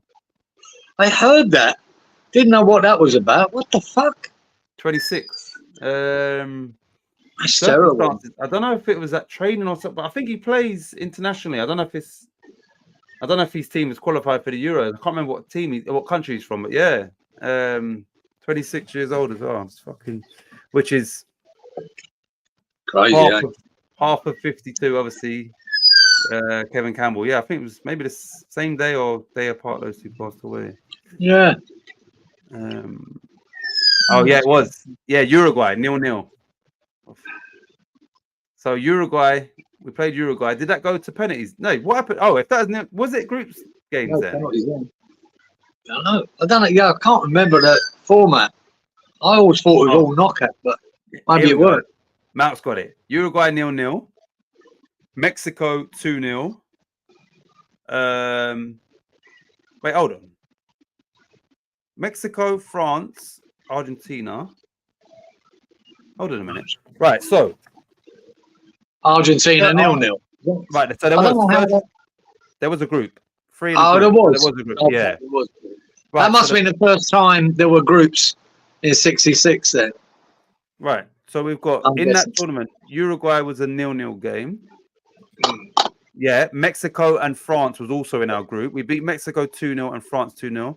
Quarterfinals, we beat Argentina 1-0. Hold on, so that's 4 clean sheets out of 4. Semi-finals, we beat Portugal 2-1. I thought we played them. And then, obviously, 4-2. So the first 4 games, we had 4 clean sheets. Yeah. So Portugal in 66, was Eusebio playing then or no? I don't know. Or was he? Did he come after the team? I think he might have been. He might have been. Was he? Was he like? Did you ever get to see him? Like, yeah, the bits I saw of him, mate. Yeah, another class act. You know what I mean? Brilliant player. Yeah. So who stood out amongst the rest? Yeah. One of them. Yeah. Thanks for that, Mark. So let me check this. Right. So we've got South America, North America, Europe, South America, Europe. And then Europe again, Germany. Right. So Inky says Uruguay was in the group stages with Mexico and France. Yeah. Sorry, Matt, got my Duncans mixed up. It's the time Portugal kicked Pele out of the tournament at Everton. What happened? Yeah. Yeah, they just kicked the shit out of him, didn't they? What? Oh, so hold on. Yeah, so Brazil. Where did Brazil finish in that World Cup then? Or No. Portugal beat them in the quarterfinals? Then must be. Might not, but yeah, they kicked the fuck out of him, man. I mean, they took him off in the end. What? Just a disgrace. Brutal. And it was allowed, you know what I mean? Most of it was allowed. Just kicking the fuck out of him. That's fucking terrible. Shit. Yeah. Here we go. Scored 4 against South Korea after 3-0 down, 1-5-3. Scored 4 against South Korea. Who Mel? Who scored 4? Was that Pele? There must be. Was that Pele scored 4 against them?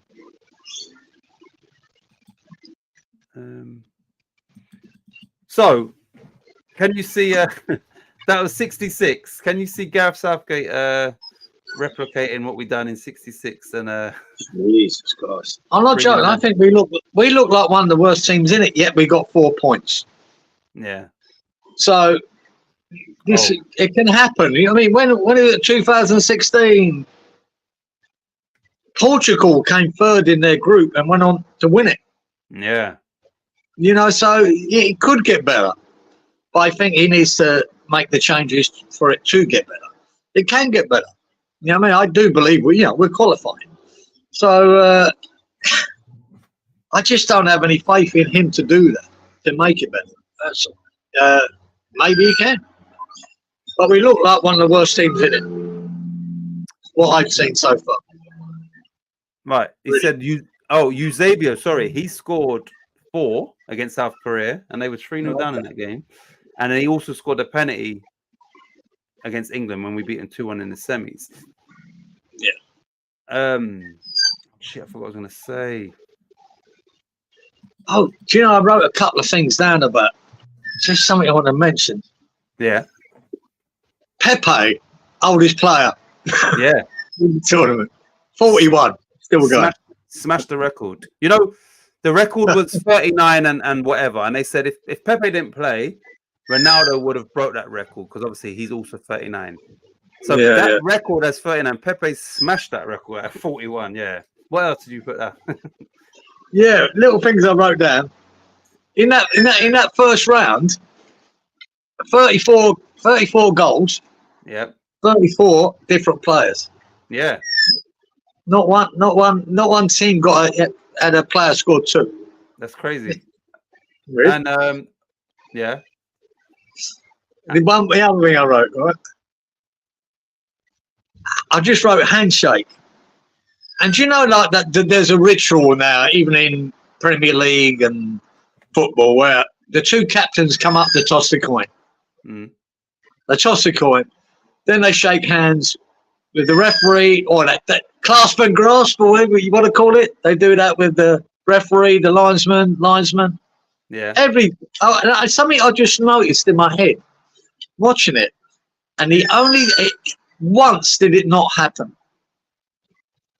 What that the 2 captains didn't shake each other's hand, or one of them didn't shake the other, but the captains didn't shake their hands, and one of the captains did not shake the 2 linesmen's hands. He actually shook the referee's hand because he fucking offered it, and he's done that, and that was it. And they didn't shake hands, the captains or nothing. Guess what player that was? Oh shit! And he's the captain. Not Ronaldo. Was it Ronaldo? Ronaldo and Souček. They never shook hands. Ronaldo didn't shake hands with the linesmen, just the referee because he offered it. What if you go back and watch that game against the Czechoslovakia? Watch that happen. Them 2, Souček and Ronaldo, didn't shake hands. He didn't shake hands with the linesman. Ronaldo. I think Souček shook hands with them all. I was going to say, I bet he did. I don't know if he's got one of them things he don't like touching people, or I don't know. But that's weird because it is a ritual now. Yeah, they all do it. Every game. And I watch all the other games since. They all do it, same. And they all give each other a little fucking hug and a fucking chesty thing, don't they? No, Ronaldo, Suchek, no. He never shook Suchek's hand. They gave the banners to each other. Yeah, that was it. His hand. That's weird because I know Suchek's very, very respectful, really respectful. Oh, yeah. So I don't think there's anything to do with Suchek. Uncomfortable, like, okay, we're meant to shake hands. Do you understand? Like, why have we not shook hands? Yeah, I just think Ronaldo didn't ever offer it. You know what I mean? I just thought that was weird. I mean, I know it means nothing in the world, but it's something I noticed. I went, wow. I want to watch the next Portugal game now to see if Ronaldo does the same. Yeah, because they've only played one. They've only played one game, haven't they, so far? Yeah. Yeah. So I'm watching that with interest now, see if Ronaldo does exactly the same. Mm. Yeah. Right. Got something here. A letter from Matt Busby. Okay. That's Malk. Malk says, by the way, Scum borrowed players, etc. after the crash and still got to the FA Cup final but lost. Yeah. Who lent them players as well? I heard that as well. Like, who? Yeah. Wow. Which teams lent them some players? On to West Ham. Did you know? Carry on. Oh, yeah. Carry on. No, he says, did you know we won't play outside London until the 2nd of November? What? It's really. I saw the fixture list come out, Gazer. Yeah, and someone put it up on our chat thing. Was it September, October? We're all in London every game. That's crazy. Yeah, it's weird. You know, the outside of London games, we're at home for them. Yeah, and then teams, and all our away games are in London. Yeah, that's crazy. 2 months of playing in London. Yeah, it's really different. Yeah, unheard of as well. Aston Villa to kick off goes up. Yeah. Did you hear that we've obviously? Well, you must have done. We've bid a low bid for Max Kilman. I only just saw that before I come on. Yeah. All right. Now Lopetegui's worked with him at Wolves. Yeah, he wants it. Yeah, and the fact that he wants him as the manager. And Steiden obviously is not blocking that would show that it's a working relationship. Maybe I hope so. I hope that's it. You get me the gems, the unknowns, and look, you understand that would be a good working partnership where he's got, he can identify his own players as well. No, yeah. I think that's a good thing. I think the manager should have some say with Steinen. I need and we know we need we probably need 2 centre halves.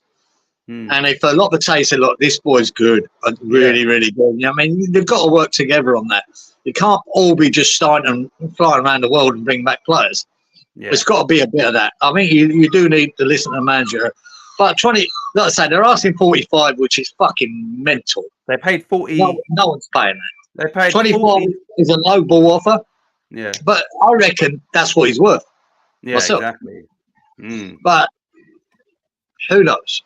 Who knows whether Wolves apparently need to sell players. So, well, no, I would. If you sell for 30 million, you'd probably think, okay, that'll do. But will they? Wait, hold on. Right. So, with regard to your question about John Lukic, yes, John's father was aboard that fateful aircraft. Okay, because you put his mum. You did. I'm sure he put his mum, didn't he? He did put his mum. Yeah. So did you mean his dad, Malk, was on the plane? Because you said his mum. That's why I was like, what? Yeah. So what was Lukic's dad on there for? Like, what was his role? Oh, here we go. Yeah, and sadly died when the plane crashed on the runway. So it's John Lukic's dad. Oh, here we go. Sorry, John's mother was. Oh shit. John's mother was pregnant at the time of the accident, John being born later that year. Really? No. There's a fucking story in it. Shit. So, all right, Matt, what was John Lukic's dad's... What's his name? What was his role at Man United? Or was he a player there? I'm more confused than ever. So was John Lukic's dad a player, Malk? according to Russ at West Ham, that we have been linked with 122 players so far. Yeah. Yes, Matt's on words. Diplomat. Wait. Matt's own words, or Matt Busby. Okay. And Robert's put diplomat here. So anyway, John Lukic is dad. I would assume, but that's a crazy story, though, isn't it? Oh, Yeah. Don't know what he did, but he wasn't a player. Okay, but Yeah. and then the fact that his son's gone on to be a professional as well, with no influence from him, because obviously he's passed away whilst he was. You understand? You know, a lot of people get in because. So his dad would have, definitely been proud of that. I never knew that. No, I never heard that one. Interesting. Yeah, just confirm. He did play for Leeds as well, didn't he? I know it was Arsenal, Lukic. So it was Leeds. Yeah, he did. Yeah, he did. Sorry, trying to write fast. Matt's own words. Yeah, so Matt Busby. That was his. Yeah, so he must have confirmed that about Lukic. What else did you put on your note? Did you see that after the first? Yeah, you got more? A couple, yeah, but go on. No, I was going to say, they said, I don't know, a couple of things here. They said that, that we had 12 outside of the box goals after the first maybe round of games. The last tournament, there weren't even that many in the whole tournament, I don't think, outside of the box shots. And also, just quickly, because France played tonight, they said that obviously Mbappe didn't play.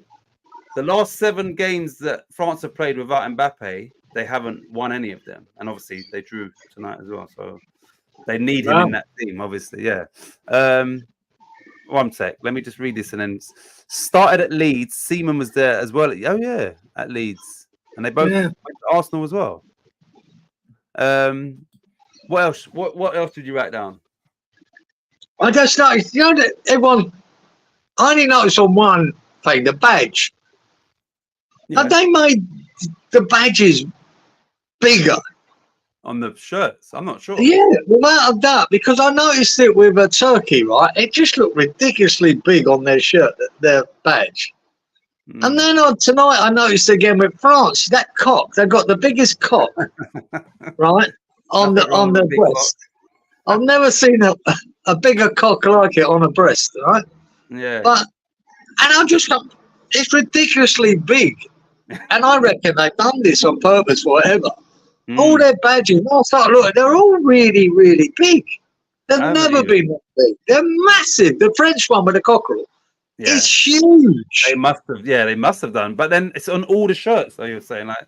And then, but I noticed that, say, on Turkey first, then I've noticed on France, and then I'm starting to look now. Is it all teams with these massive badges on the? I think it is. Even the England badge looks better, bigger with the 3 line. No, that's weird. Is that for the cameras so everyone can see it clearer?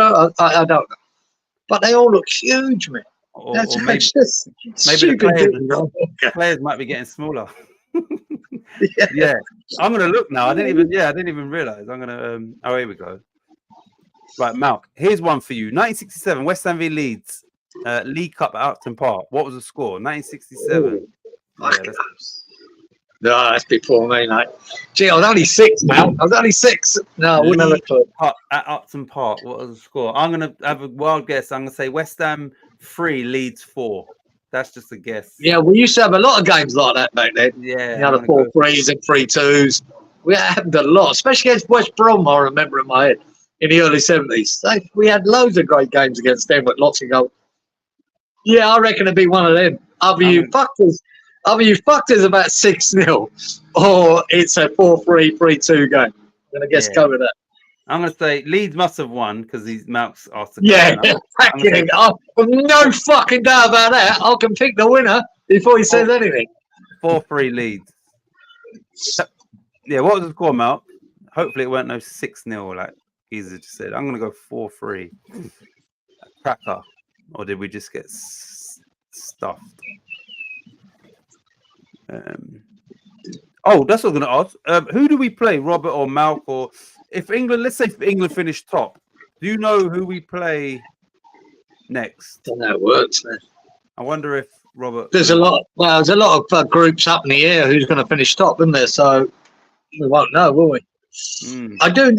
But I tell you what, I just watching that game earlier. The Croatia Italy now is a knockout game, even though it's in the group stage. Croatia Italy. Yeah, it's going to be a knockout game. I haven't seen what's the name, but obviously Croatia Italy. What one of if you lose, you're out. By the sounds of things, because after the Netherlands drew with France, that confirmed that Poland are out, even though they've got a game to go. So yeah, it's based off of the third place teams and that. Like, yeah, but you're saying Croatia Italy, if one of them lose, they're out. That's what the commentator said. He said it's a knockout game now. That's all he said. And I went, oh well, I haven't seen the table.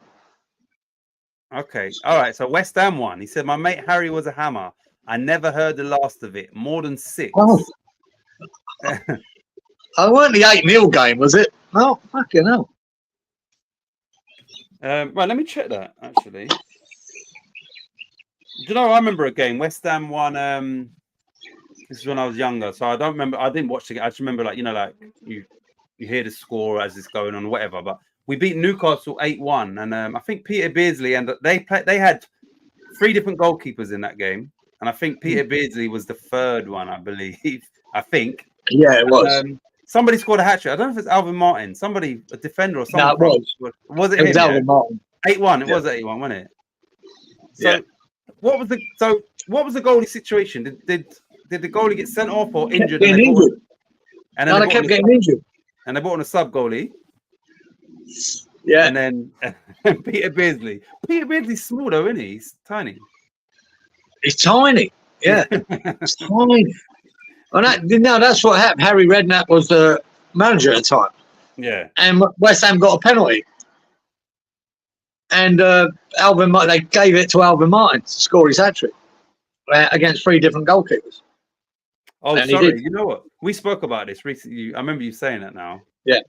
Yeah, I remember we spoke about this recently. Well, before. Redknapp weren't happy. Yeah. He was the one to take the penalty. He weren't happy. And who would normally be the penalty taker and that time? Oh.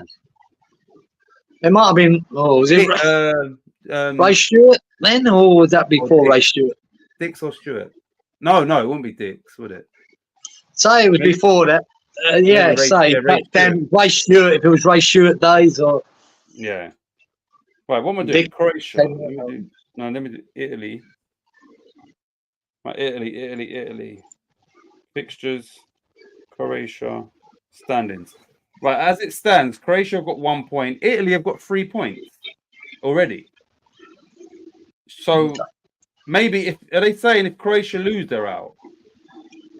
Because if Italy just lose, what the commentator said, it's a knockout game. Oh, fuck, that's interesting. But that's how I didn't have the knowledge of how many points they had. If Croatia win, they'd have 4 points then. Yeah, and Italy would have 3. So I suppose it would be. If Croatia lose, they're out though. That's 100%. Well, it is a knockout game. Maybe one of them will go out. Yeah, which would have to be Croatia because I'm sure Italy can't. If it's a draw, if it's a draw, Croatia go out, don't they? 2 points, yeah. And if Croatia win, Italy will probably go out. Yeah, but then Italy's got 3 points, and surely that would put. Yeah, 3 points probably ain't enough. You need 4. Oh. We'll see. Yeah, I don't know how that third place thing works out. Yeah, but it's the best of so many teams. You reckon you'll need 4 points to be in it. Okay. So is it a knockout game? Right, West Ham 7, really? 0. Oh, remember that. Good evening. Good morning, Darren. Glad morning, Darren. We haven't yet started wrapping things up, so I'm glad. Yeah, you can take part. What's the time there, Darren? Martin against 3 different. I'm guessing he's about 7:15 in the morning. So is that like a record in England where he scored against 3 different goalkeepers? It must. Yeah, never happen again, will it? It'll never happen again. It was a league game, wasn't it? or was it a cup? Can't Then? remember. I think it was. Or was it a cup? Could have been. I'm not sure. It's, Like the it's League pre Cup? it's pre-Premier League, isn't it? So I mean, Yeah. Or was it 1966? Got me thinking. We're talking about the 7-0. Darren. So yeah, he's not sure if it's 66 or 67. Did you put anything else down in your little notes, your Euro notes? no. The only thing that do my head in was the fucking women co-commentators on the England games here. What we get. Fuck's sake. Are they Australian ones or not? No, it's from home. It's Yeah. from, I don't know who broadcast. I can't work out who broadcast what, but they're Premier League fucking commentators. Yeah, the 2 England games have been, the co-commentator's been a woman, and driving me fucking mad because they don't stop talking shit, and they don't stop talking. Yeah, what they can say in 10 words, they make it 30 words. And that Conor McNamara, to me, the 2 best commentators that what I get here is Peter Drury and Conor McNamara. And they've been doing the other games of the group. And they are the best commentators in the Premier League, but not doing the fucking England game. Yeah. And the England games had 2 women, both games. So you've had to watch England's dire displays and then have the dire Honestly, commentary as well. I watched it with England, with Kieran, the England game, and he's saying, "Shut up, woman! Yeah, Shut the fuck up! You've said it. Don't keep." They're just on and on and on. My God, I find it. They should not be commentating or co-commentating in men's football. That's me. I don't like it, and I never will. Do you know what? London Tree, go for your life. I think they're good, but not on that. They shouldn't be doing it. They're not all There's good, better people to be doing the England games. It should be that Peter Drury or it should be that Conor McNamara. And they normally always have a male co-commentator with them, whether it's Efan Okogu or whoever. Yeah. Fuck's sake, man. Do you know what? I don't think they're the best at the punditry. Like that Karen Carney, I've said from day one when I saw her, like she's fucking awful. She's awful. Like, but there's the one who they have on Sky Sports as a regular. I've said this to you. She's a scouser. I like her. Oh shit, what's her name? Short hair. She's normally on with Stephen Warnock. But she's got good banter. She talks well. She's very knowledgeable. You know, she used to play, but she's not. She is who she is. She ain't trying to be no one. Like, oh shit, what's her name? But she's on Sky Sports. Like when they have ref watch, it's normally Dermot Gallagher, her, Stephen Warnock, and they go over the games and the decisions from the weekend. And she's got her. She's good as a like she's really good. Like Karen Carney, I just think she's fucking awful. Like they're awful. You know, like, she's so fucking like atrocious. Eni Aluko, I think she's terrible as well. Like, yeah, but this girl, I like her, the one on Sky Sports, short hair. No, there's a couple I've watched on the punditry and really, really good, but I don't want them on the commentary. And we are lucky. I think we've go back to Wolstenholme. We've had the greatest commentators in the world in the UK. Greatest commentators. We really have. We're blessed with it. When you watch Australia sport here, some of the commentators are fucking dreadful. Dreadful. It's hard to watch rugby league commentators. They're so fucked. Some of the Aussie rules, they're shit. Yeah. Fucking. I watch Americans do football and it's fucking woeful. But we've been blessed with it. And Sue Smith. Don't know her. Yeah. Don't get her there, mate. Good. She's just she's good. Like, you know, I think sometimes when it's actual games, she's there. She's actually, like I said, I've been playing FIFA recently, and through the graphics and that, they've got her like at the end of the game. Like, there's so they've put her on the game as well. But she's good, man. And like I said, she's got character. She's got her own banter, and she's not trying to say things what the men would say. She's just whoever she is, natural with her, and she's good. I don't know really much. With Stephen Warnock.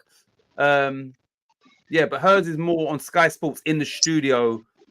But she does do some match days as well, though. You know, like the punditry, not commentating, but the punch. She does do that, but she's good. But I say on the punditry, I don't have a problem with that woman in it. But there's a girl there in England that what we get here. She was with Righty a lot. She'd host the show with Righty, a blonde girl. It's really, really good. Really good. And I think her father's a coach or something was coaching all his life. You mean? Oh, no. Sorry. No, I was thinking of someone else then. Don't know her name, but she's really good. Really good. I like her. This is the thing. Obviously it's a quota. Sue Smith and Malt's right. Malt has said she is good. She knows the game, and like I said, she's got character about her. But it's when you put someone like Karen Carney, who you probably don't know, she used to play the game, whatever. She's so terrible. She's so fucking terrible. Like I think I've had her as she's been a co-commentator, isn't she? She's fucking awful. Horrible. And the whiny voice, fucking horrible. I can't take her, man. Like Karen Come on. No, she's like every time I see her on the screen, I'm like, oh, for fuck's sake, it's her. And she's all these Euro games and that. She's in the the punditry after the games and all of that, standing next to Roy Keane, and she says stuff, and I can just see Roy Keane standing next to her thinking, shut the fuck up. What sort of fucking nonsense? What kind of nonsense? Yeah, like he's looking at her thinking, oh no, like, she ain't. Right, here we go. Right, Darren said it's 6:15 there a.m. Remember crazy times at Christmas, for example, Scum 4, Spurs 0. Next day, Spurs 5, Scum 1. Crazy times in the mud or snow. Hold on a minute. The next day they play each other again. Did Christmas used to be like that? Yeah. What, like next day? There were some ridiculous situations where games were played the next day. Really, whatever. Remember, you used to get a lot of games cancelled back then as well because of the snow and the frost. And they had and they fucking put three or four games in a fucking week for something. Yeah. Or you'd have a cup replays, all the replays and all that. It was. I remember West Ham having a game one day and had to play again the next night. Some cup replay. Right? I remember like back in the day, you see pictures where it's full of snow and they go over the outline mark and that just get the lines marked. Yeah. Now I saw a thing. I've seen it more than once. It's an article. They said I don't know if it's in this country or somewhere in Europe, wherever. The fog was so bad that when all the players ultimately came off the pitch, the goalkeeper didn't realize and stayed on the pitch when he didn't realize that everybody had fucked off. So they were playing in the fog. This is remember do you ever watch games in the fog and all that shit? What they changed it to an orange ball. Yeah, that'll help. Yeah.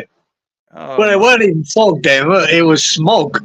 Yeah. Because everyone was burning coal fires. And between the smoke and the fog mixed together, mate, that was it. It was fucking pea soup. You couldn't fucking walk down the street without bumping into a lamppost. Yeah, and playing football, Crazy, eh? Crazy times. And so I remember playing football in the snow. Yeah, we used to. 2 inches of snow on the pitch. And then you do that on non-league football, Sunday football, whatever. Just as long as you clear those lines, then you can just play. All you needed, mate. But doing slide tackles in that with that snow coming up you inside of your thigh, fuck yeah. It's good. Right, Darren says Arnautovic scored for Austria. They beat Poland 3-1. Yeah, he got a penalty. Poland are out. At the moment, the third place teams through are Austria. Okay, thanks for this. Austria, Slovakia, Slovenia, and Albania. So 4 teams go through. At the moment. And Albania are in Croatia's group, but on the same points, I believe. Both got 1 point each.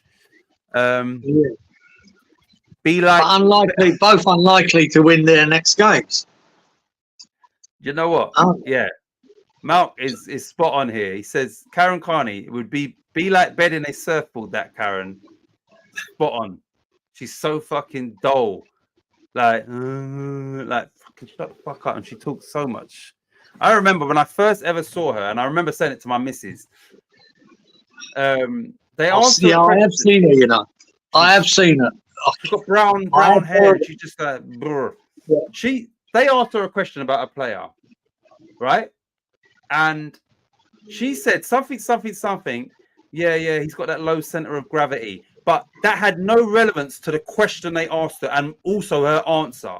So instead of using, she was meant to, whatever she's talking about, she just used the term low center of gravity, but it had no place in what she was saying at all. Like she just, like she just heard that term. Maybe it's for the likes of Messi and whatever, and all the short players. And she used it when it wasn't needed. It was totally irrelevant to what you was talking about. You understand? That's the first time I actually saw her, and I was like, "What the fuck?" Like, I had to rewind it. Like, what are you talking about? So after that was about 4 years ago. I was like, "Nah, this woman's a fucking idiot." No, a fucking idiot. But this is what you get though when this quota bollocks. You know, get the people best for the fucking job. Yeah, please. No. And yeah, there's men on the TV that are. Yeah, you could have better options than them, and there's women. But let's be honest, the women are coming into the men's game when it comes to punditry, commentary, and all that. So really and truly, if it's going to be a woman, she better be good. You understand? Like, because you're not coming into a male-dominated. That's the truth. My problem comes to, because I don't believe in this quota bollocks. I'm a believer. Whoever's better for the job gets a fucking job, and if you're a woman, that's fine. You get the fucking job. But there's no way. Some of these women co-commentators I have to listen to week in, week out. They're shit, right? Yeah. So for everyone that's taking in that job, is taking a job away from someone else who's better. And that doesn't ring right with me. Nah. You know? Whoever's better for the job. Whoever's good at what they do. But no, she's a woman, so she can do it. Yeah. That's mental. And mental. I just don't know how she got the gig, mate, because she's on all the time, this Karen Carney, all the time. I'm thinking you've got a good agent because you. Well, no, she ticks all the boxes. Is she a lesbo? Probably. She looks like it. Right. Lesbo. She dresses like woman lesbo. Fucking sweet. Played football, yeah. Oh, that's it. Ticks a box. All right, just go in there and say what you want. Doesn't matter. You tick that box. To me, it doesn't ring right with me. But there you go. Oh, and that ain't an anti-woman thing or anti-inclusion thing. It's just who's good. If you're good at what you do, fucking get her in there. Yeah, they are. Those ones are anti-entertainment. Like they're really fucking up my viewing pleasure. Fucking hell, I'd rather just not. Yeah. I didn't realize. I think until I came to Australia, how influential commentators are on a game. I grew up with great commentators in the UK commentating on football, and they make a difference, mate. They do. When you've got a shit commentator on a good game, it spoils it. It does. And it does make a hell of a difference. And I say that Peter Drury and that Conor McNamara for me in the Premier League are the two best. We've got lots of other good ones, but they make. I'm watching that. He's done the other games in the England group, that Conor McNamara, and he makes the game fucking exciting. He makes it exciting. You know, and Coleman was one of them. Coleman, back in our day, he used to do the football and the boxing.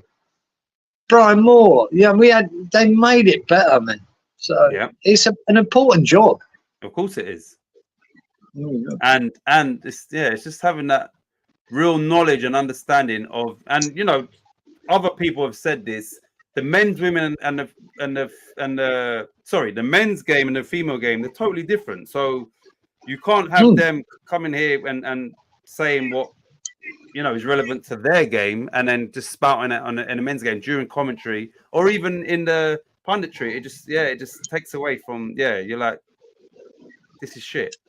You understand? These men, you would think that the best way to bring a woman into this type of thing is either she's fully knowledgeable and she's fucking sick at what she does, or she's real eye candy and she knows what she's talking. Like someone like Kate Abdo. Yeah. The mixed race girl. She used to be on Sky. She's like multilingual, but she's on a lot with whatever channel it is, with Thierry Henry, Micah Richard. They all have fun on there. Jamie Carragher. You don't know Kate Abdo? Yeah. So So I have heard the name. But mixed race. She's funny. she's good. She's good looking. She's knowledgeable. She's like all of that. And you know, she fits in with Thierry Henry and Mike and Jamie Carragher. They have banter and yeah, it's a natural thing. So yeah, there are a lot of women, and like I said, for me, They are. Karen Carney to get it is just it's I don't know. Yeah. But I just find that they in these 2 games I watch of England where you've got the woman Coco, fuck knows what the name was, but they say too much, and I think they feel they're in a position. They need to add. You know what I mean? They probably feel like they have to justify their, getting picked to do the job, but they say too much. Yeah, overcompensating. They labour a point on and on and on. Anyway, you don't need to say that much about it. Yeah. Right. Even though there's a lot of men co-commentators talk shit as well.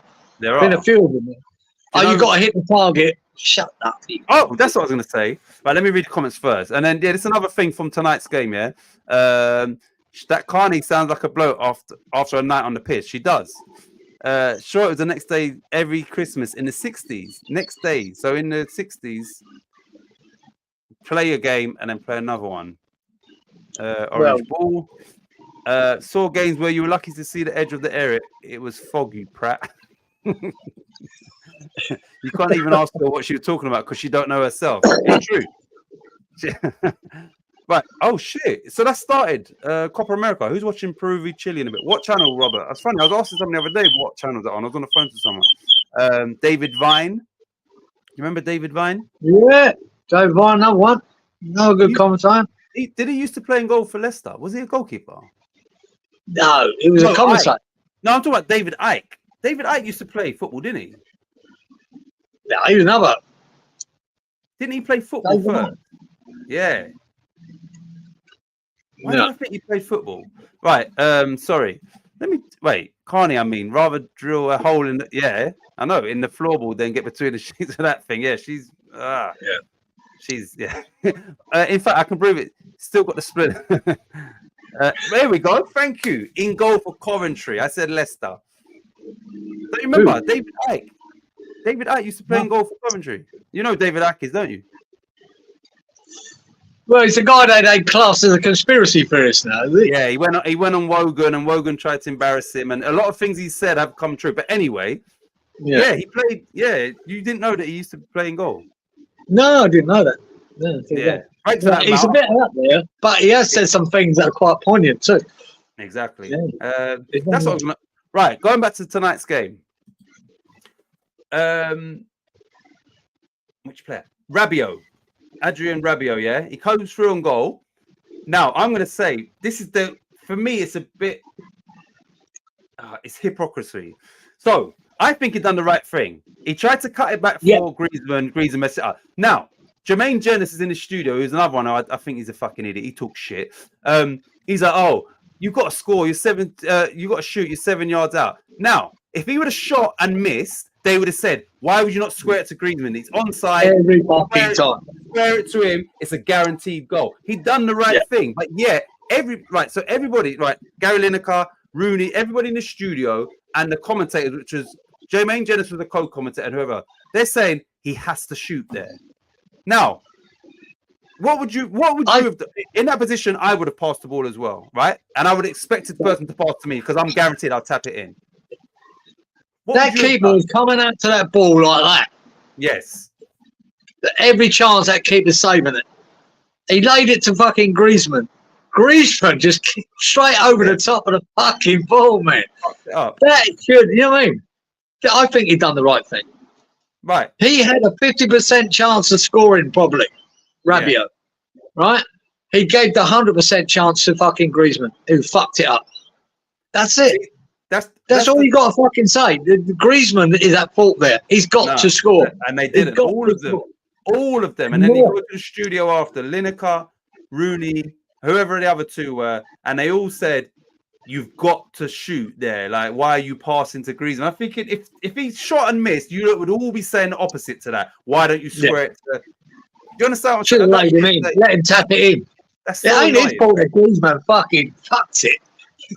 To me, I thought that Rabiot, he's really impressed me in the 2 games I've seen him as well, that boy. Who's that? Rabiot. He's a good player. You know, Man United have been chasing him for at least 2 years, probably 3 or 4 years. They? Yeah, they've been after him for a long, long time. But yeah, that annoyed me. And Jermaine Jennings, another one who just talks shit. But yeah, he's like, oh yeah, you know, you, and then brought it up again. I'm thinking, shut up, you idiot. I think he made certain of the goal, but if Griezmann fucked it, fucking that's it. Can't do any more than that for me. It's like you know, you can shoot, you lay it off to the geezer in the middle who's got an open goal, and he boots it over the bar, and then they say, oh, he should have shot. Yeah. What? Yeah, that geezer should have tapped it in. The issue is with him, not the fact that he laid it to him. Nonsense. He done the right.